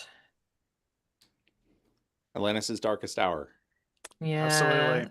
This is effective though, like the single blue dot flying toward the massive red dots. That's Yeah. it. And the score's like really building over the top Uh-huh. of this like self-destruct alarm that goes off in a second. Joel's doing great. Absolutely. Yeah, when you look at the clock and just the timer on the episode and just see how much happened within like 5 minutes, this is crisp This is television just writing at flowing its by. finest. Mhm. Yeah. So I think this is arguably the first Stargate season finale to end on a cliffhanger since Exodus, like 4 years ago. And I think Joe Malozzi called them one of his favorite things to watch. And the fan reception of the trilogy has been like overwhelmingly positive, with part two here consistently being the highest rated. I think Gateworld gave it a 3.5 out of 4. And this episode also made the semi-final of Joe Malozzi's 2019 Greatest Episode Tournament. That's And well earned the across the board. episode splits opinion mainly on Everett. And yeah, the VFX were universally praised. Pretty much like all the effects of Atlantis and Universe, they've aged extremely well. Mm-hmm. Very largely. BBC. Oh, there's your, yeah. There's Bob. Rest in peace, buddy. Well, Whew. William, thank you for joining us for these episodes to end the season. Yes. This has been a treat to have you. It's been No, fun. I really appreciate the opportunity. It's always good to talk to you guys about our favorite topic, but also just watch two sets of very notable episodes in the franchise with you all. It's been a lot of fun. I 100%. really appreciate it. It's been good to revisit it. That's season 2 of Atlantis, and we are the Wormhole Extremists. Siege Part 2. Whew. Wow. Another God. Speechless. another season finished. Speechless, you Yeah. say. Speechless? You have no Yeah. speech? I need you to have I have no speech. speech. You must have speech. I have some speech. Well, I'll go with Should some I speech should I go first, or do you want to go first? This episode is a 7 for me.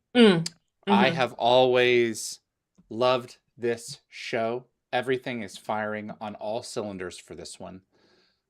Clayton Landy mops up the floor. I love the energy that he provides. He has a definitive arc, and it's not finished. He was a terrific addition. It was wonderful to sit down with him about a year ago now, I guess. Everyone has something to do in this. Absolutely, even Ford, yes. and even Taylor. There's even Weir. Yes. Very much so. Yep. So all the pieces have really lined up and fallen right into place for this episode, this year, and they've done a great job building to this point. So it's a 7 for me. What say you, Will? I'm with you. This is peak Stargate, certainly peak Atlantis, but yep. My key feedback was exactly what you just shared, is that everyone gets a moment that moves the pen for their characters, moves the needle. The fact that they can introduce in the same episode a very notable guest star who himself gets a very meaty little mini arc that touches all these different main characters, and he does, has a nice fulfilling story for him as well, is just incredibly impressive. The effects I just mentioned were great 20 years ago, and they're great now. The soundtrack's fantastic. The writing is incredibly crisp. Nothing's dragged on or cut short.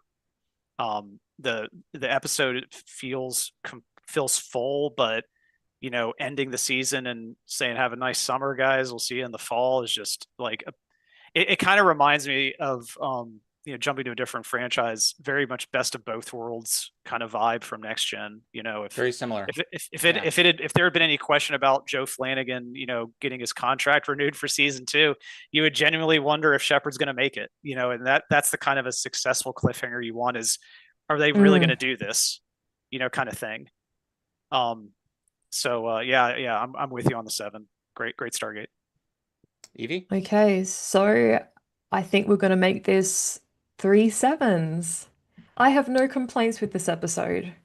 I think it was brilliantly written, brilliantly acted.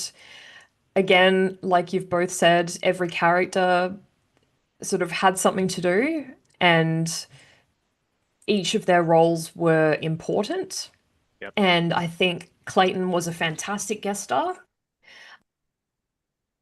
Excuse me, tickle in my throat.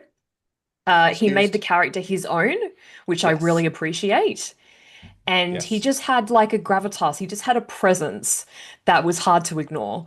And I think that must be really hard to do on a series that's been running for, a year at this point. The characters have all, and the actors probably all meshed together, and it must be really hard, like coming on as a guest star that has, is character supposed to have a pretty significant part to really fit in. So I think he did a great job. In terms of the way that it ended, I can't imagine having to wait like to the next season. I don't think I would have been filled with so much anxiety. I'm glad that we're not having to wait that long. So we, Darren and myself and Gateworld, went up to the studio, and we had a sit down with Flanagan. Oh, okay. Oh, wow. They were a few episodes into shooting, and Joe sits down, and he wasn't good at interviews at this point. He wasn't really good at it. So he got much better. It was very yes and no's. And he was beginning to open up just a little bit. So I sat across from him and I said, "So you're here?" And he just gives me this look. I'm like, I said, so you didn't die? And he just goes, "No, I didn't die." That's a big scoop. Are we going to have this interview? Because you have to kind of get over that part. Yeah. So that's funny. Wow. That's a bit of a scoop. Yeah, that's hard to contradict. Scoop, right? Exactly. Yeah. Let me see. Oh my goodness. What are people saying in the chat? Admiral Manel, William, what's your bet on the yield of those? I'll bet around 10 kilotons. Yeah, we talked about that. Yeah. Okay. They were talking about the how much, that's equivalent explosive force to massive TNT. So a kiloton is 1,000 tons of TNT. And if I recall correctly, the original bombs dropped in 45. I think the first one was around 12 or 14, I want to say. So 10 feels about right. Mm. Wormhole Extremists, the Janai bombs were not plutonium-based. They used uranium-235. Uranium has 92 protons. Plutonium has 94. Yeah, he's actually right. I went back and looked. Yeah, the Janai. I talked about plutonium. The Janai were using uranium, but it was very weird. They're using implosion-based uranium weapons, which we never used and only thought about on paper, because you need way more uranium than plutonium to create a critical mass. But the comment still stands. Uranium is also very chemically toxic. It has the same kind of toxicity as lead, like from a chemical perspective. Fun times. So, yeah, you don't want that on you. Okay, no, very not good. at all. And then you get it and you're ingested, and bad times happen. So messy. Yeah. Okay. Dinner Beef says, this is a really solid 6 for me. Anthony Rowling, this one is a 6 for me. Lock Watcher, this is a great cliffhanger. I give this a 7. Atlantis is my favorite. Stuart Miller, 7 chevrons. Great finale episode. Gecko Fat Web, 7 out of 7. Forget how good and attention-grabbing this episode is. Admiral Manel, 7 out of 7. I started watching Stargate not long before this, and these were the first season finales I watched on premiere night on Sci-Fi Channel. Ted, awesome. 7 chevrons. Raj Luthra, 7 out of 7 for the Siege Part 2. Another very good episode and season finale. AUDHD Punk Heather 38, 7 for me. Stargate Atlantis is my favorite of the 3 Stargates. Yeah, so Lock Watcher, wow, a 21 P90 salute from Wormhole Extremists. It doesn't get much better than this. It really doesn't. That's it. Very good, guys. Well, Prime Stargate. Thank you for being here, man. Well, thanks to both of you. Yes. Well, we want you back for the movie, and we're not going to take no for an answer. So we can't do next weekend for Wormhole Extremists because I will be in LA. Wow. And then the week after that I'm back, but then the week after that I'm in Toronto. So Stargate stuff's afoot, and I feel so bad for you. I know. Be my thoughts poor real you. Shocker. Yeah, it's been really meeting with the writers of the new series potentially. I don't know. I didn't say anything about meeting with the writers. Did I'm just putting 2 and 2 together. No, you haven't. He has a big Tim Hortons craving, and he has to go. Well, in Toronto, yes, in Toronto, absolutely. They're actually pretty darn good. So. Yeah, but I'm doing some Stargate stuff in LA exciting. and in Toronto, but I mean it's nothing like I don't want to rock any kind of boat. I'm just grateful for the opportunity that I have. So yeah, and I think you've got some friends you're visiting in LA. My godson, he has a drumline competition on Sunday, and then Gildert Jackson, he's doing for the whole month of March. Oh, the play, yes. That's right. Yes, he talked it up, and you got very excited about seeing it live. I'll go out and see him, and and I'll do an interview or something while I'm out there, and then I can write it off on my taxes. So that's it. So. That sounds good. So, William, let's discuss offline where we can make this work and when, and even if it's a weekend, not a midweek movie, but a weekend movie, we'll do that. So yeah, we appreciate y'all tuning in for us, and we will see you on the flip side for season 9 of SG-1 and season 10, season 2 of SGA. So cool stuff. Yeah, exciting new stuff. Yvie, anything to wrap up? No, I don't believe so. Okay. Don't believe so. I'm looking forward to delving more into the later seasons of SG-1 and the mid-seasons of SGA. Jeremy Heiner will be joining us for Avalon 1 and the Siege Part 3. He will be. That is the game. Yeah, it'll be fun. Yeah. Awesome. Gonna have a good time. Guys. We will speak to y'all soon. Thanks so much for tuning in. Bye now. Bye, everybody. Thanks, guys. Bye.